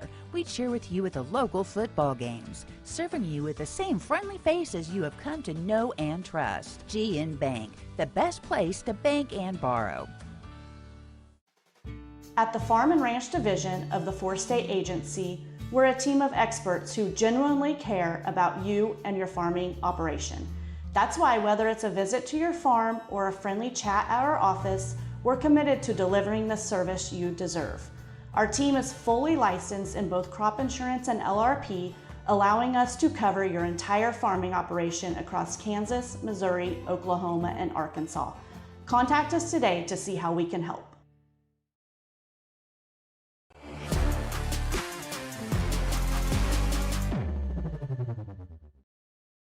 Welcome back. We are now starting second half of play. You are watching Dragon basketball on Pittsburgh Sports Live. we saw a very strong Junior Blues transition offense in that first quarter, which led to 22 points, and Pittsburgh just really couldn't reciprocate that and only scored 7 themselves. So you're looking to find an answer from Zach Moss and this Pittsburgh Dragons team. Are you using 50-cent words because I said prognosticate earlier? I'm just trying my best. You know, you got a vocabulary really shows intelligence, Yeah, I think. That's right. Well, as the Junior Blues hit another 3 to extend this lead of 18 now. As Nevin Rothman has it at the top of the key. Kicks to Zay Miller in the corner. He'll shoot one. No good. Nothing but air. As Brooks Ballard is fighting against Danny Durden on the full court press. Gets past him. Just to Kiefer O'Connor, excuse me. Brooks Ballard now again the cack in the basket. No good with the runner. Danny Durden comes down with it. Running in transition, throwing a heave down to Zay Miller. Now Jamarcus Davis with the 3. No good. Rebounded by Caden Nevin Rothman. Wyatt Thomas with a good look. No good. Fighting for a rebound. Comes down to Brooks Ballard at the end of it. Pushing it now is Kiefer O'Connor. Down to Cooper Schmidt. Tipped away by Zay Miller. it's just the Dragons having a heck of a time finding the range in their home gym. It's crazy. It's incredible. Like, I'm serious. There's a poltergeist. There's got to be something wrong. Maybe there's like air over the basket. They got an AC blown that doesn't need to be blown. I don't know what it is. Force field. Feels like Tractor beam. A lid in the basket, maybe. I don't know. As Miles Bradley has it in the left wing. I'm more leaning towards a supernatural. Corner 3 by Kiefer O'Connor, no good. Down to Brooks Ballard at the top of the key, and no good. Fighting for a rebound. Caden Nevin Rothman comes down with it, mauled by Brooks Ballard. And he'll get fouled. That'll be Ballard's first personal. Oh, I forgot I'm giving you track and fouls in this thing too. Man. All stats are unofficial. Very. I mean, See, you thought my job was easy. I didn't say that. It is kind of easy. Nevin Rothman at the left wing. Oh, and Landon Jesse will drop it and give it to the defense. Miles Bradley coming down in transition with an easy left-handed layup to extend it to a 20-point lead. I'm making it look like your job was pretty hard, too, with this camera, so it's all good. I don't think you could do much worse. Caden Nevin Rothman fight with the ball. Oh, was lucky to not touch it. It'll stay on the Dragons side of the court with 27 seconds left on the shot clock. Have yet to find a bucket in this second quarter. We need to have a jar where we put a quarter in it every time we call the Dragons the Gorillas. It's really easy, too. It's super easy. Especially as a gorilla student, you know. Yeah. You're just used to it. Landon Jesse passing to Caden Nevin Rothman at top of the key. Swinging it down to Wyatt Thomas. Working his defender. Kicks it to Landon Jesse in the corner. Working that 3-step, that pivot drill. Contested three-pointer. Off the back of the rim and just roll out of bounds. And it's not like time was expiring off the shot clock. Just kind of a desperation shot from Landon Jesse there. Yeah, he's trying to find his range. He found it a little bit last night, but he kind of came alive in the second half, but it was too little, too late. Yeah, just not much we could do there to make up for the defensive lack we had. As Corday Hayes will make a substitution into the game. Danny Durden, Corday Hayes guarding Kiefer O'Connor at the top of the key. Got beat, kicked to the corner. Top of the key, Miles Bradley, open 3. No good. Rebounded by Cooper Schmidt. The skyscraper throws it away to Malachi Meadows. Corday Hayes goes back to himself, contested, blocked under the basket. Pushing the court is Zach Wright, now Miles Bradley. Now Kiefer O'Connor going through contact through Corday Hayes and is fouled. And Pittsburgh just having such a hard time not allowing that penetration defensively. Yeah, the dribble penetration is really giving them trouble tonight against Washburn Rural. And when they're able to penetrate into the heart of that defense, it really just opens everything up for them. So they can dish, they can kick, and they got shooters. It's a pretty complete team there. And you can see Coach Moss knew that his squad was going to have their work cut out for him tonight, and we totally see why. Yeah. As Kiefer O'Connor's first free throw is good. And what they do so well is that you just run in transition, so it's so hard to get in front of your man, and they're coming full head of steam, 94 feet. As both free throws are good for Kiefer O'Connor. And at this point, I've already kind of given up on the point tally. I'll start at half time, hopefully. Yeah. Just get a recount. Yeah, we'll try and get it from the scores table at the half. I Hit do reset. have all Pittsburgh's points. I know that. Well, there's only 7 of them. Exactly. Yeah. Jamarcus Davis brings up the key. Swings it to Landon Jesse in the left wing. Back to Jamarcus Davis on the right wing. Pivots and works his defender. Malachi Meadows in the corner. Little misdirection. Picks it up. Corday Hayes now. Jamarcus Davis catch and shoot 3. Yes! The first 3-pointer of the game for Pittsburgh to get double digits in the ball game. 10-29, a 19-point deficit, excuse me. As it is no good from John Hoyt. But he'll get his own rebound. Yeah. Second chance effort. 21-point ball game now. Landon Jesse, pump fakes at 3. Danny Durden trying to drive. Not much success. Can't find Jamarcus Davis. Finds him now on the left wing, the right wing, excuse me. Working his defender. Double team in the basket. Malachi Meadows cuts. Drops the basketball. And that is Kuhn Karen in transition, fighting through Landon Jesse, who pokes it away. Malachi Meadows now slowing down the pace. Jamarcus Davis pushing it 2-on-5. Gets trapped, of course. Davis slow to get up, but he's now in good position to play defense in transition. And he's fouled. That's a foul. And that is number 3. Let me tell you. Amir Jones with the 2 shots coming up. I think you get to know your roster real well tonight for Washburn. They got a deep roster. Yeah, and they run deep. They probably run about I would 10 say guys in yeah, the they've game. got 10 or 8 guys who can all run their offense and defense up the grade, up the code. As Amir Jones is looking at his first of 2. Flatlined it right into the back of the rim, and it'll go in. That stretches this deficit for Pittsburgh to 22. Our score is more than tripled now. He'll go 1 for 2 from the line, but it's rebound by Landon Jesse through a fight. He's pushing the court, 3-on-1, off his own foot, finds it. Jamarcus Davis will try to slow it down. Corday Hayes now. Finds Jamarcus Davis in the wing. Now Landon Jesse in the corner. He'll shoot 1. Yes! Drilled it. A 3 for Landon Jesse. Hopefully he can catch fire and try to spark a fire for this Pittsburgh Dragons offense. As John Hoydle passes it back to Kiefer O'Connell on a beautiful back cut. A little 1-2 action to get an easy layup under the basket to answer Landon Jesse's 3-pointer. Jamarcus Davis now in the wing. Finds Corday Hayes. Now to Malachi Meadows. Landon Jesse in the left wing. He'll shoot it again. No good. Damon Moss gets fouled on the rebound. Pittsburgh will get the ball underneath the basket and try to, yet again, cut into this lead and try to build a run. We haven't been able to do so far.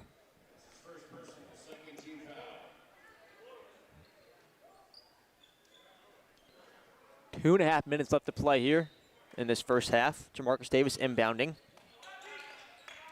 Finds Caden Neverotham. He'll shoot off the catch. Can't find a way to get it in. Good box out for the rebound, too. Great box out. John Hoydle coming down under the basket. Finds a wide open cutter. Kiefer O'Connell again. The off-ball movement by the Junior Blues is exceptional, and the Dragons have zero answer for it so far. As Davis throws it to the defense, Kiefer O'Connell, a great steal through the passing lane, and he'll get fouled on the and one from Jamarcus Davis trying to make up on his mistake. Kiefer O'Connor is running this Washburn defense and offense to a T. As that is Jamarcus Davis's first foul. The lead is now 25 for the Junior Blues. Kiefer O'Connor looking to make it 26. And he doesn't. Damon Moss comes down with it. He's fouled on the rebound attempt by John Hoydle. That'll be Hoydle's first. Yeah, stat keeping's just a new realm for me. Yeah, welcome to hell. Like I was telling That's you okay. earlier. You're gonna, if you go back and watch this, you're gonna be like, hey, has this guy ever run a camera before? So it's all right. It's all right. White Thomas passes to the left ring. Caden Neverotham back to White Thomas underneath. He'll find the back cutter, Zay Miller, from across the court for an easy layup under the basket. As the Junior Blues push in transition, and Brooks Ballard loses it under the basket to White Thomas, who throws it up the court to Malachi Meadows and lifts the layup off at the front of the rim. Yet again, pushed in transition by Kuhn Karen, finds Brooks Ballard in the right wing, and he drills it. All that chaos. Missed opportunities, and you just get cashed in on the other end. That's what the Junior Blues do. They cash in. As Caden Everotham will cash in one of his own to make the deficit 23 again. Finding 3 of his own, Caden Everotham does. Dragons playing this man-to-man defense, but they're having a real hard time working off these picks defensively and stopping the dribble penetration. As Zach Wright is heavily contested, but not fouled. Oh, my. And out of all that, John Hoydel comes away with it under the basket, uncontested for an easy layup. And that's how the game has gone for Pittsburgh this first half. Yeah, it's just the balance of the ball definitely isn't going their way. The ball has not rolled their direction. Wyatt Thomas in the wing. Nice little head fake there to get a little separation. He's met back up with, though, Zane Miller in the wing. Back at Thomas. Finds Neverothnam. He's swinging around the arc now. Back to the corner to Neverothnam. Finds Miller down low. Battling in the paint. Neverothnam deep 3. Flatlined under the basket. It's an air ball from Neverothnam, and the woes continue for the Dragons tonight. And he's subbed off for Landon Jesse, and Damon Moss is subbed off for Danny Durden. Trying to find a little more offensive help in these last 25 seconds. Some fresh legs. As Zach Wright will have a contested layup in the basket and get away with an M1 call. Kind of get screwed over there, but he'll make one in heavy contact. As Wyatt Thomas is top of the key, swinging to Malachi Meadows with under 8 seconds now. Wyatt Thomas top of the key, dancing, working his defender, finds Landon Jesse in the wing, contested double team, 15-footer. Nothing, just way too long. Hard shot. And that is your first half, folks. The Pittsburgh Purple Dragons are down 27, 45-18 to the Washburn Rural Junior Blues. You are watching Pittsburgh basketball on Varsity Sports Live.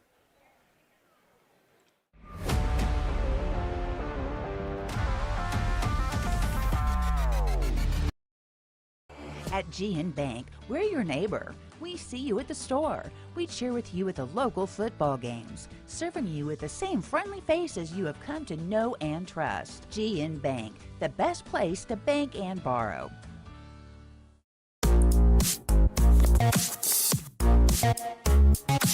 Hold on.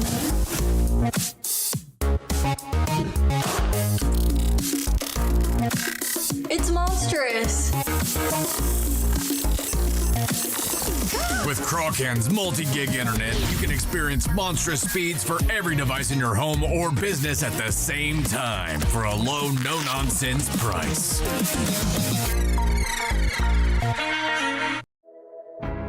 At Girard Medical Center, our physical and occupational therapy department is dedicated to helping you bounce back stronger. Whether you're recovering from an injury, surgery, or just want to move better every day. From student athletes to seniors, we provide personalized care and expert support right here at home. To learn more about our therapy department and our other services, visit GirardMedicalCenter.com, a proud supporter of the Girard Trojans and your hometown team for health and healing. Rooted in rural, focused on you. From the phone call to the service call, Roto-Rooter is there with fast and reliable sewer and drain service. From repair and replacement to septic and grease trap pumping, Roto-Rooter is here for you. With video inspections, Roto-Rooter can identify the exact issue to get the repair done quickly and correctly. Complete sewer line repairs or replacements, Roto-Rooter has you covered. Serving Crawford, Bourbon, and Cherokee counties, Roto-Rooter, 620-231-5630. When it comes to having your labs drawn, you have a choice of where to go. For 30 years, MagLab has focused on providing quality lab work that is accurate and timely. MagLab's walk-in service typically gets you in and out in under 5 minutes with same-day results. Locally owned and operated, MagLab takes most insurances, including Medicaid, and has historically had the lowest out-of-pocket prices. So when it comes to having labs drawn, don't be told where to go. Choose for yourself. Choose MagLab. It's The Rush. Every touchdown, basket, goal, or lap is filled with excitement. It's why we love the game. It's why we play the game. It's also why we bet on the game. The rush is why we need a plan to bet responsibly and not lose more than we can afford. Problem sports gambling can ruin the love we have for sports. So know when enough is enough. Know when the game is playing you. Contact 1-800-GAMBLER for help today. Our whole vision of becoming the four-state agency was because we want to be able to grow with our clients, whether they have a lake house in Oklahoma, whether they're starting a business and expanding into Arkansas. We want to make sure that they're taken care of, whether it's home, auto, financial services, or even life insurance. We want to walk through the stages of life with our clients. That's the biggest part. That's what makes us different.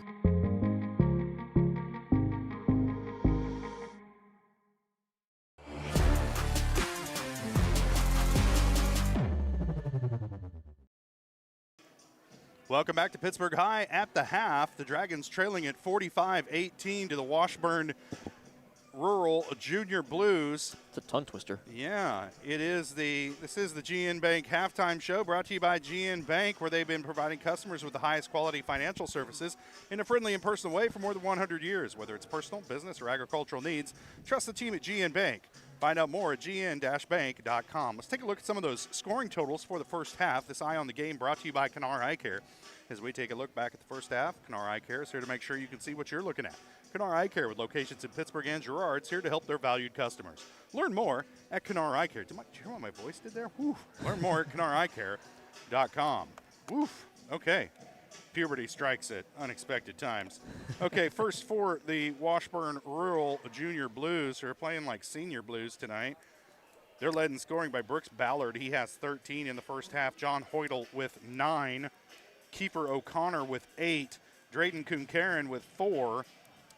Zach Wright and Miles Bradley also with 4. Cooper Schmidt has a bucket.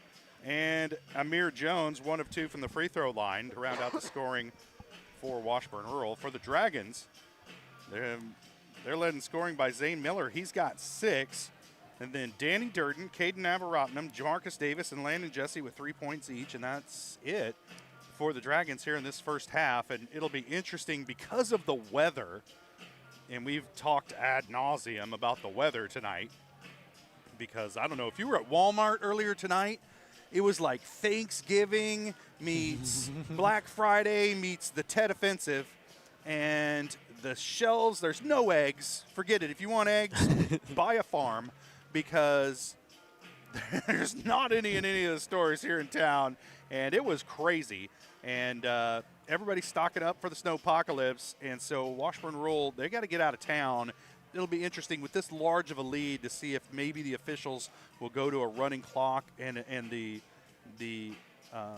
coach of the team that's trailing has to agree to it. And I can't see Coach Moss saying, no, let's drag this game out and keep you guys here any longer than we absolutely have to. So I would anticipate, I don't know what the threshold is, but we're right up against it for a running clock, and we'll see if we're going to get that in the second half. I'm not cheering for it or anything, but I wouldn't be surprised if we saw it. Let's take a quick break. We'll come back with more of the GN Bank halftime show. Dragons trailing it 45-18 at the break. You're watching Dragon Basketball on Pittsburgh Sports Live.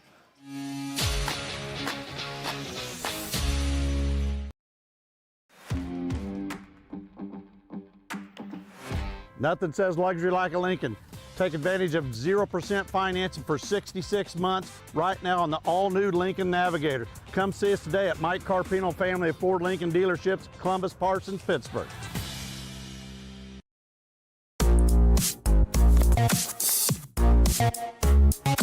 Hold on.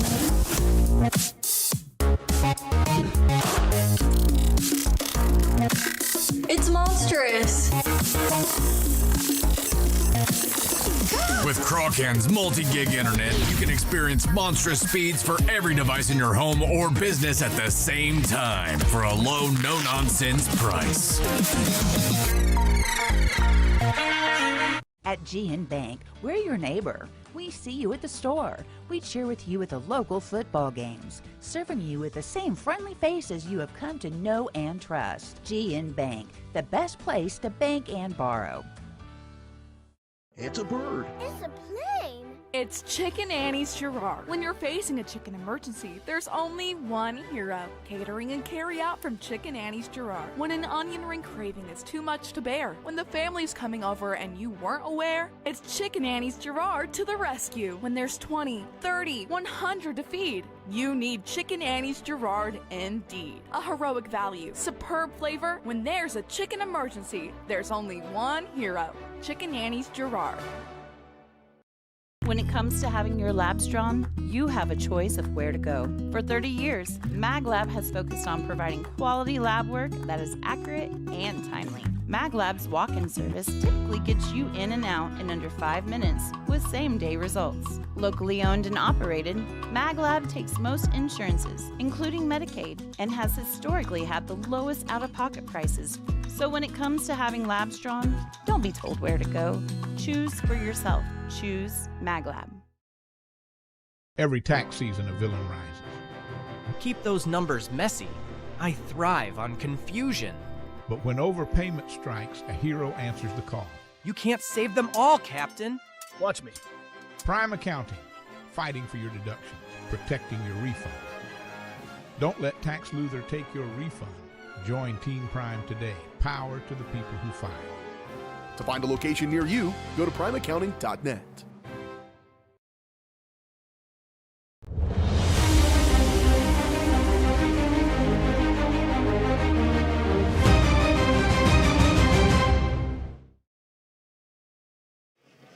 Welcome back to Pittsburg High.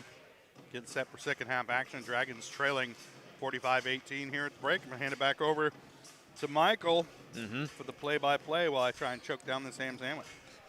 Good luck with that. Yeah, coming out of the half, the Dragons are just hoping a 27-point deficit. You got to cut 27 points in 16 minutes of basketball against a team who scored 45 points in 60 minutes of basketball.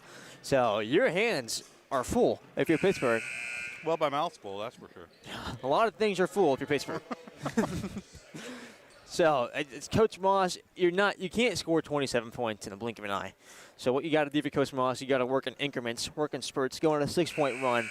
I think it all stops with finding a way to get a stop against this Washburn Rural offense. Yeah. That's been the challenge tonight for the Dragons. You got to find a lot of answers. Yeah. There's a lot of unanswered questions waving around Pittsburgh right now. But good for Pittsburgh. They have a chance to strike first, build some momentum because they get the inbound here at half court. Landon Jesse's going to inbound to Jamarcus Davis, and he's looking to cut this lead to 25 or 24, hopefully, and start a big run and get the momentum swung towards Pittsburgh's direction for the first time tonight. As Davis is still working his defender in the wing, swings over to a tip pass, Caden Everotham. Now to Malachi Meadows, back to Davis at the top of the key, and he's going to travel with it. Exactly what not to do if you're trying to build momentum and get a run offensively. Yeah, that's a momentum killer. That somehow just makes a it. travel call out in the open floor. Yeah, just forgot to took too many steps for putting the ball down. He was already in full speed ahead, so never mind that. Kiefer O'Connor bringing the ball up, guarded by Malachi Meadows. Now to John Hoydle, back to O'Connor. Hoydle down screen for the 6'10" Cooper Schmidt, who receives it down 15 feet from the basket. Out to O'Connor again, driving down hard. Dish to Kuhn Karen for a little floater. Rebounded by John Hoydle, a second chance effort. Kish O'Connor, he'll miss it. And Caden Everotham will come down with it. A couple of second chance efforts there from the Blues that we've seen it all night. Just lucky enough we were able to come away with the rebound and not allow another bucket. As Durden's coming downhill and threw it out of bounds. Malachi Meadows was the intended target, but... Well, he drove into the trees there, and there's a lot of height down under that bucket for Washburn Rural, and Durden made the right decision trying to kick it out. He just kind of assumed where Meadows was going to be and guessed wrong. Yeah, and the thing about Durden, he's not used to being the tallest guy, but he's not used to going against someone who's a foot Yeah, he's taller not used than him. to He's being already 6 foot tall. Yeah. You know, you don't see a lot of 7-footers. As Landon Jesse commits a foul on John Hoydle down low. And there's a 30-second timeout. I'm not sure who it was called by. We'll find out here. The Blues called a 30-second timeout. Yeah, and I don't think they I don't think Jesse was whistled with the foul, though. I think that it just was. He just called a timeout. Yeah, they called a timeout during the flow of the game there. Okay. It probably prevented a foul call. Yes, I saw a lot of contact. He was reaching through the pockets, which you cannot do. So, yeah, I believe it was just a timeout call. But still ground zero here, a minute and 20 seconds in, and nobody scored. There's been plenty of opportunities, just nobody's been able to execute just yet. As Pittsburgh breaks the huddle first. And the Blues will get what we call a blob, a baseline out-of-bounds play. So let's see what they can do with that. They can extend it to 30 points to hit a three-pointer. A down screen for Cooper Schmidt. He'll find it at the top of the key. A jump pass to John Hoydle. Looking for Ballard in the corner. He'll keep it. Go down against Malachi Meadows. Use that size. And Cooper Schmidt will tip it back in. Undeniably at that frame. Not much contest. Yep. Can't coach tall. Nope. Landon Jesse. Pass fake to the corner. Back to the top of the key. Malachi Meadows receives it. Down now to Danny Durden. That's Jamarcus Davis. Trying to work against his man. Penetrates. Dishes down low. Tipped by the Blues. And it'll stay under the basket for the Dragons. I think the Dragons are fortunate that one was tipped because I think it was heading out of bounds either way. Yeah, it's just the ball pressure on and off the ball from the Blues is suffocating. We just can't find an answer. We can't find any separation. And that's just been very apparent so far this game. As Davis has Cooper Schmidt one-on-one in the wing, and he gets blocked on the layup attempt. Almost an incredible save by Jesse, but yet again, another Purple Dragons turnover. And that's a real tough defense. It's a stellar defense. Pittsburgh has their work cut out for them. I can't emphasize that enough. This junior Blues team looks exceptional on both sides of the ball. And bound to John Hoydle, who was double-teamed. And I'll let you know how good their league is because you look at their record, and they've taken some losses up there. It's incredible. As Danny Durden is fighting through immense contact and is not fouled by Cooper Schmidt. Comes down to John Hoydle, who kicks it to Brooks Ballard in the left wing in transition, and he drills it. Yet again, just effortless transition buckets. And when they do get those opportunities, they make them. They cash in almost each and every time. I don't think the Dragons are used to facing a team that has this mix of height and just lights out outside shooting. Like when you're in transition falling back on defense, you naturally fall back into the lane, and you're not expecting somebody to just run down, pull up, and nail a three on the run like Washburn Rule's shown the ability to do. Absolutely. As I didn't catch who that was, but another easy layup I think it was by 10. the Blues.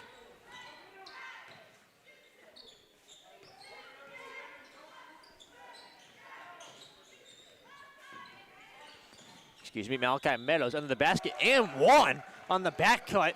If there's one thing Malachi Meadows can do, it is cut towards the basket behind the defense, and he does that time and fights through contact to get a nice and one. He's a fantastic cutter, and it's really good to see him finish one there at the rim. He's struggled with some of that here over the last few games for the Dragons, but he is a fantastic cutter.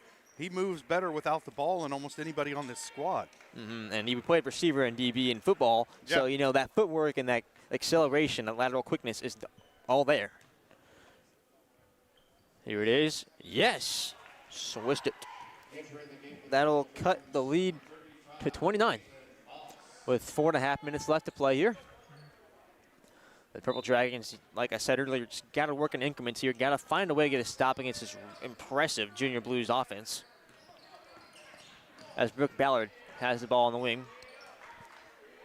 That is Dominic Nims surveying his options. Going against Wyatt Thomas. Ripped. Danny Durden now pushing it. Slows down. Back out to Wyatt Thomas to Landon Jesse in the corner. He rips it off the front of the rim. No good. Durden with the rebound.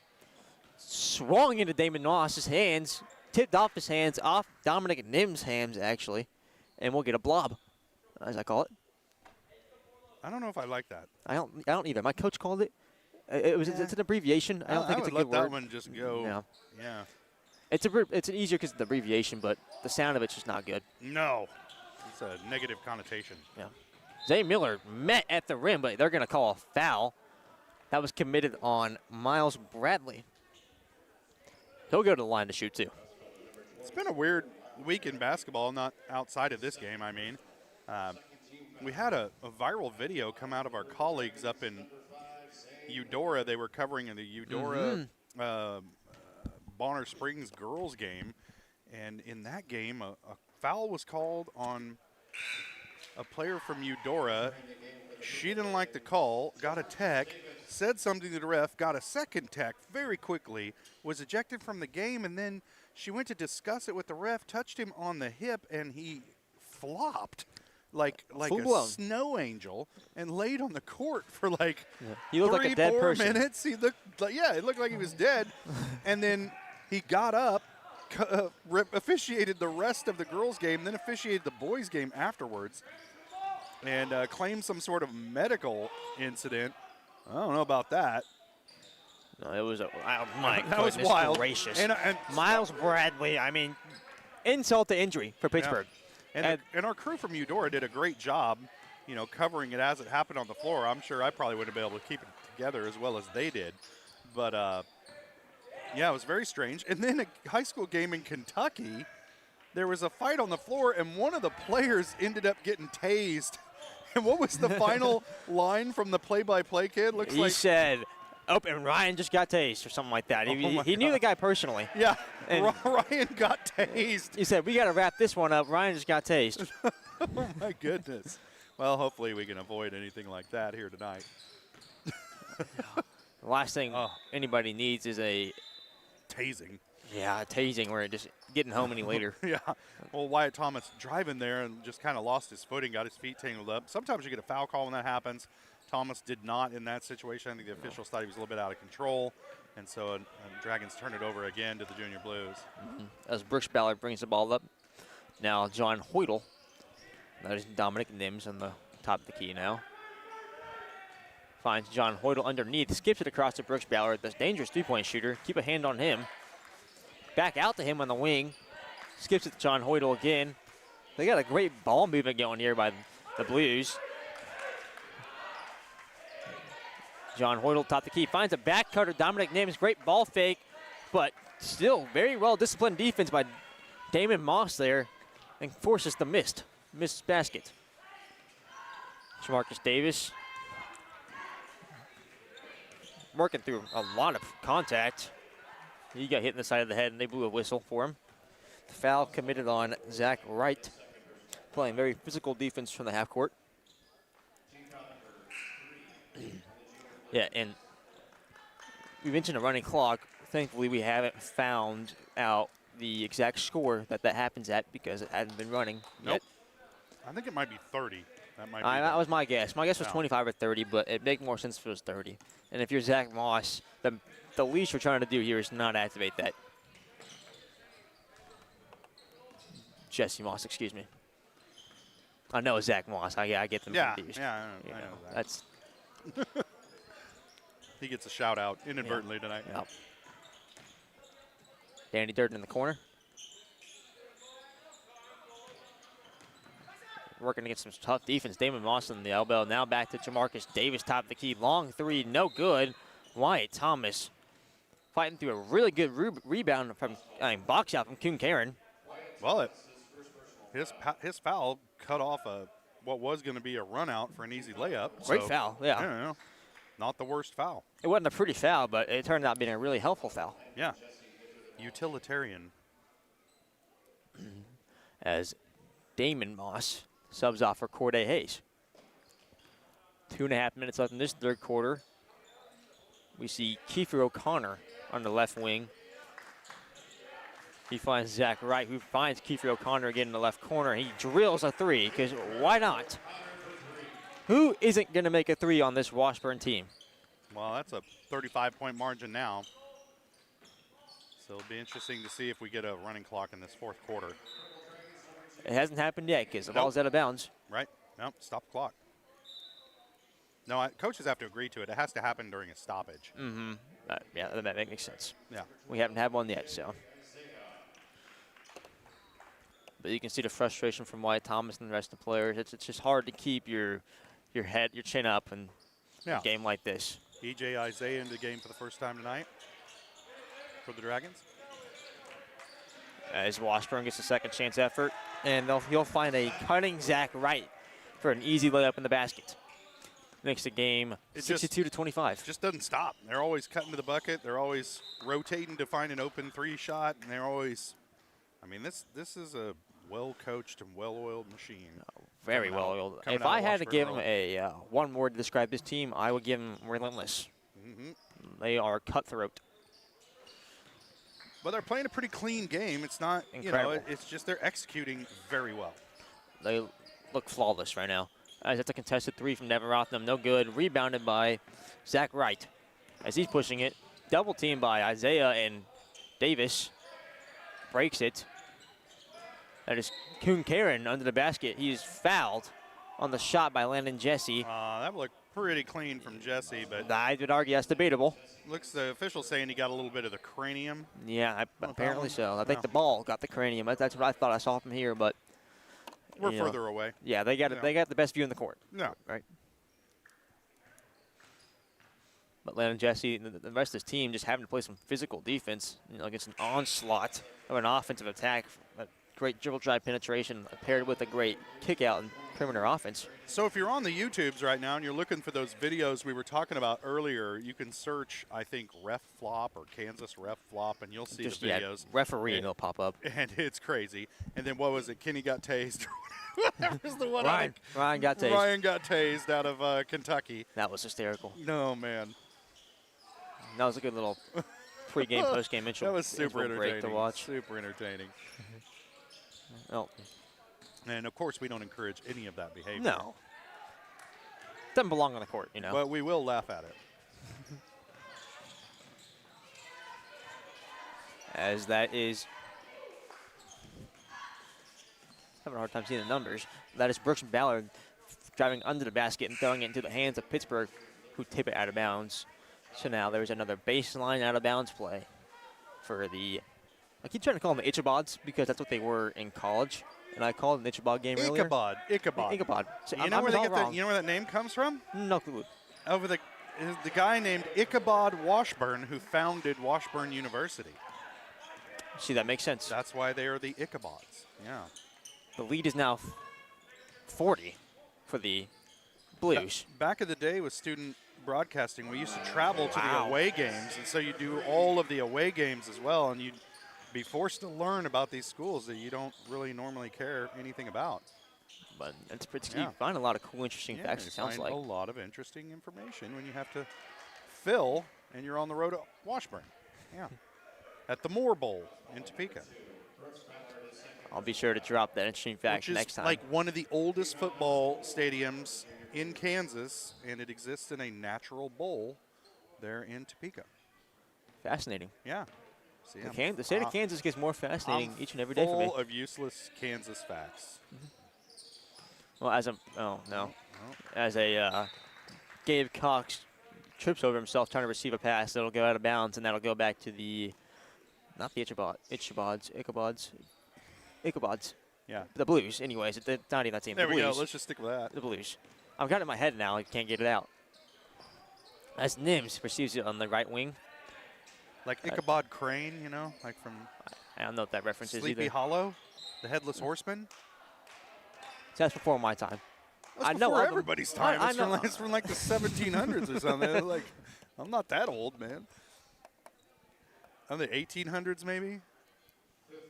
I'm gonna have to do some Googling on my phone here in the break and get you find a date on the legend of Sleepy Hollow. E.J. Isaiah on the line now to shoot two with 2.9 seconds left in this third quarter. This is how you know the Dragons are way behind because we're. Yeah, this doesn't happen too often. No, we don't often discuss. We don't get sidetracked. Make literary references and talk about videos on YouTube, but to make the time pass. Washburn Rural just kind of really running away with this. Goodness. Oh, they got a good look at it. And even their 2-second sequence looks almost flawless. Just couldn't make it because of the heave, but it was, that's the end of the third quarter. You're watching Pittsburgh basketball, Dragons basketball on Pittsburgh Sports Live.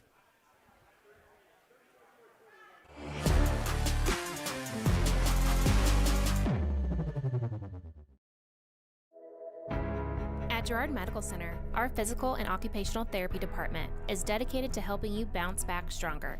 Whether you're recovering from an injury, surgery, or just want to move better every day. From student athletes to seniors, we provide personalized care and expert support right here at home. To learn more about our therapy department and our other services, visit GirardMedicalCenter.com, a proud supporter of the Girard Trojans and your hometown team for health and healing. Rooted in rural, focused on you. Having the right financial partner can make all the difference. Community National Bank and Trust believes banking should do more than just hold your money. We support your goals, simplify your day-to-day, and give you room to grow with quality banking services. Withdraw, transfer, invest, apply for loans, and talk with our banking professionals online, over the phone, or in person. Let Community National Bank and Trust help you build a banking experience that works for you. Community National Bank and Trust, equal housing lender and member FDIC.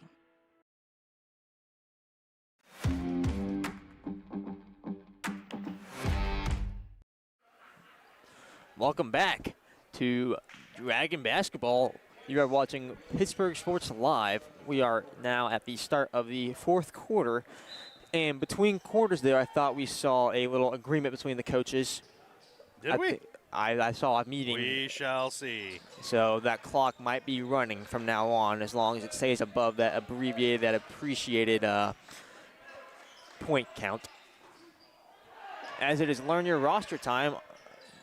But another offensive board for Washburn. Yeah, a couple, and they finally come down with it. Jamarcus Davis pushing down the corner. Finds Nevin Rothnam, who finds Durden top of the key, makes his move, kicks to Meadows. And they're scrambling for the ball. He comes down with it. Give it up. Coming down the court is number 13.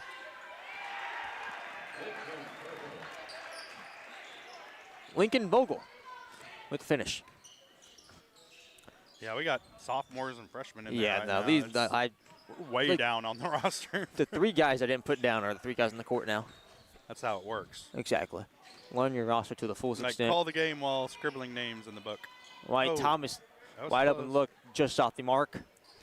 I have that one. That is Amir Jones pushing it now to Dominic Nims, who finds another Lincoln Vogel basket, or look under the basket, who gets fouled. Pretty heinously, I'd argue. Kind of a back cut by Vogel, and good job getting himself open. And these younger players are coming in the game just running the same system. Yeah, that's so impressive that all four grades on this varsity squad run their system to a T.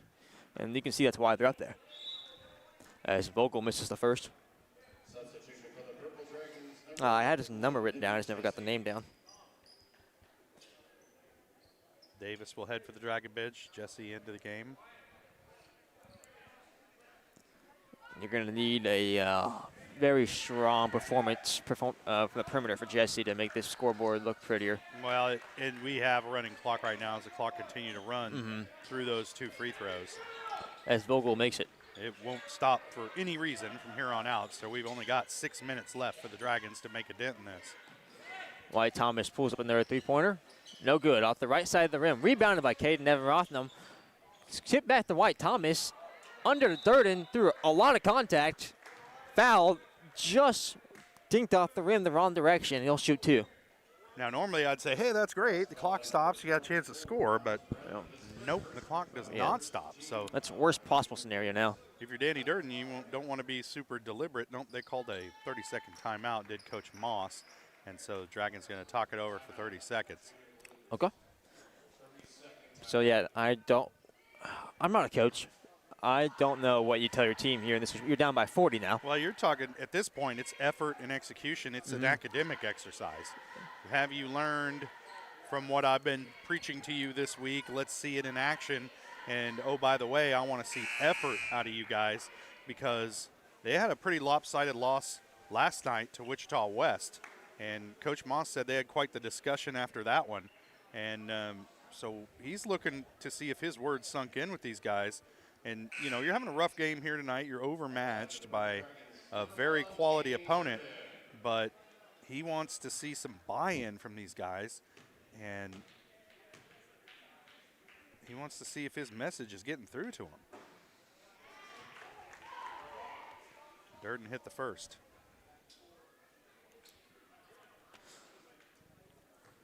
Yep.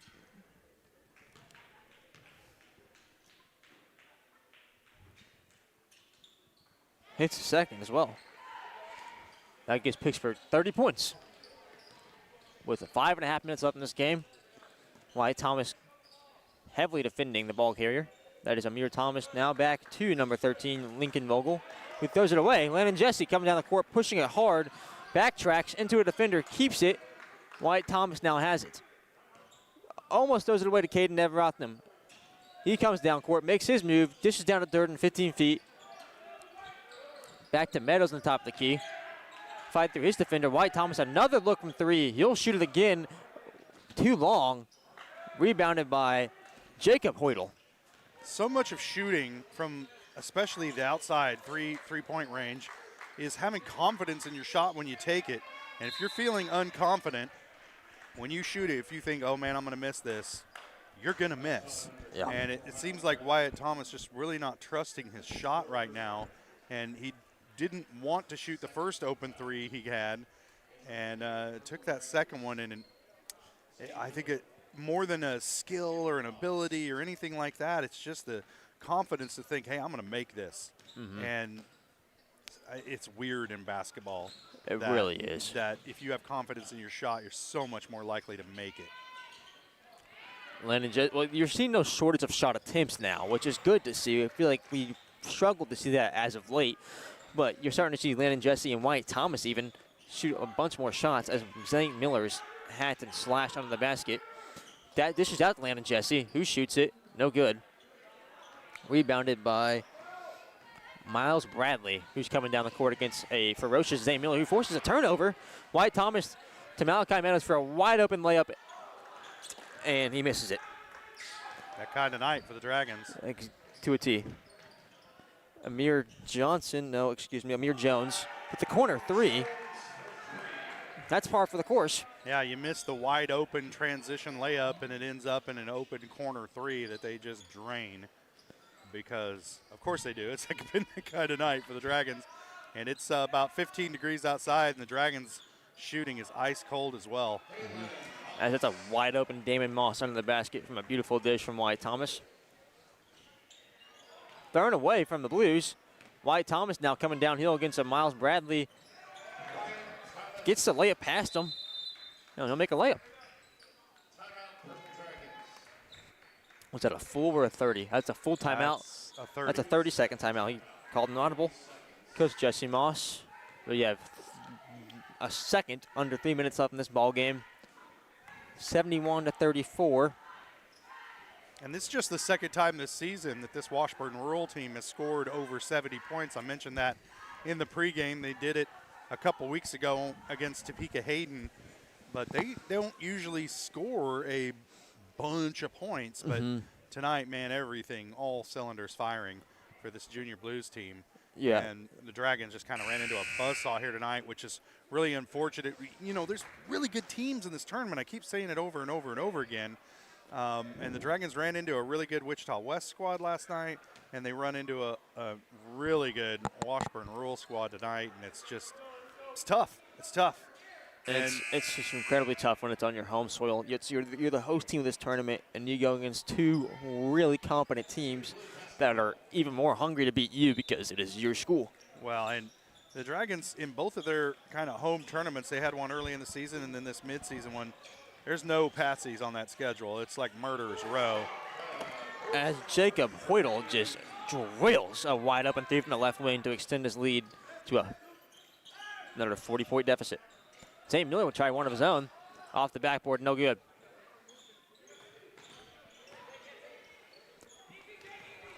Duke Graff kicked it up to Jacob Hoytel on the wing, who kicked it back to number 1, Dominic Nims. That is now Amir Jones. Nims guarded by Zane Miller. Jones guarded by Gabe Cox. No good from Duke Gaff, but rebounded by Hoytel. A lot of contact on the rebound attempt from Zane Miller. From Amir Jones.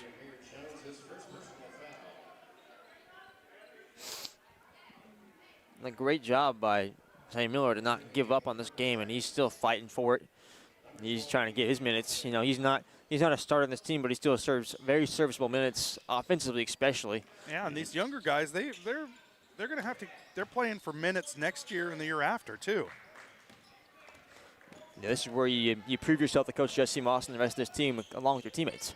Not to say that the seniors haven't played hard tonight, but these underclassmen, they're going to be in this purple and white jersey for the next few years to come, and they want to show their coach that they're not going to quit on it. That's why Thomas comes down with the rebound from the missed shot from Amir Jones. He's going to run into a double team now. Behind the back pass to Damon Moss, who finds Corday Hayes. Now Gabe Cox in the corner. He'll get double teamed. Fighting through contact. A wide open EJ Isaiah. Swish. He drills the three. With a minute left in the ball game, it is 74-37. The Blues have double R scored. Isaiah just stepped right into that in rhythm and shot it with some confidence. And that's exactly what you want to see from the underclassmen. As he gets back cut and contests the shot, makes up for the defensive breakdown a moment ago, or just a split second ago. And the Dragons had the ball in offense. Isaiah working his defender. Double team, kicks out to a wide open Gabe Cox. He'll shoot the three. Yes! The underclassmen showing out for Coach Jesse Moss and the rest of this team. Well, Cox showed an outside shooting touch a little bit. Was it last night? Thrown away. Got away with the backcourt call. Wyatt Thomas down to Damon Moss. Easy two-point bucket for him. Yeah, once Moss gets that deep, he's hard to stop. Yeah, he's got that height now that Cooper Schmidt's out of the game. He's 7 foot forever. Damon Moss has the height advantage in the court again. As time will expire, the Purple Dragons have fallen to the Washburn Rural Junior Blues 74-42. We will go ahead and transition into our post-game show on the back half of this break.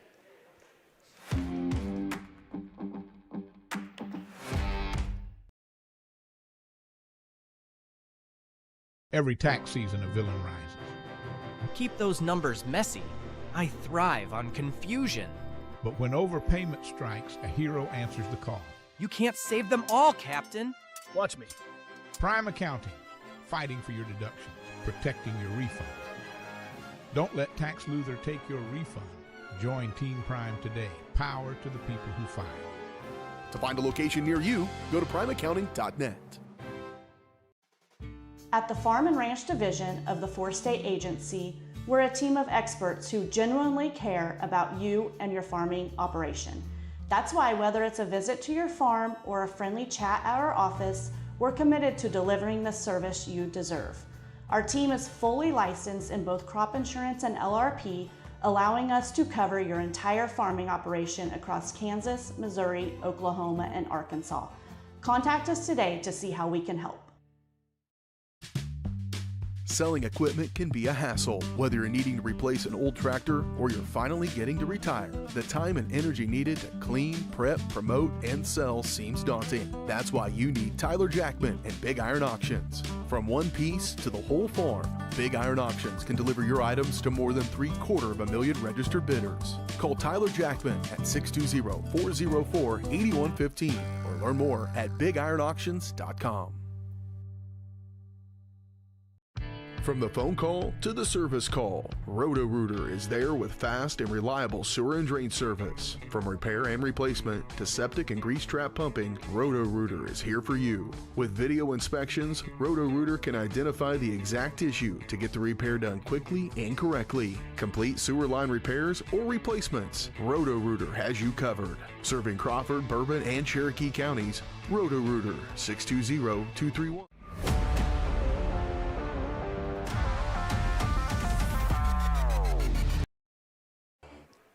Welcome back one final time to Pittsburg High School. The Dragon Boys fall to the Washburn Rural Junior Blues 74-42.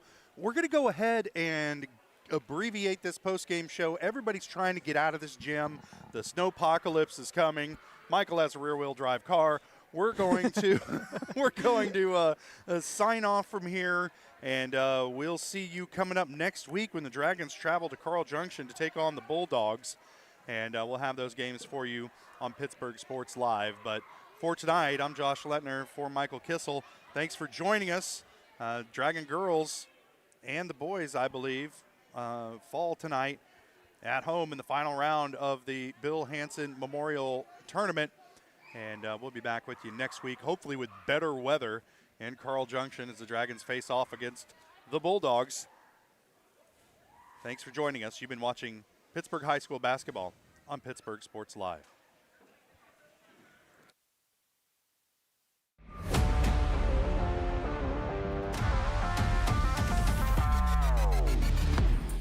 From the gridiron to the hardcourt, the pitch to the mat, don't miss any of the action. We're there with live, local sports coverage at VarsitySportsLive.com.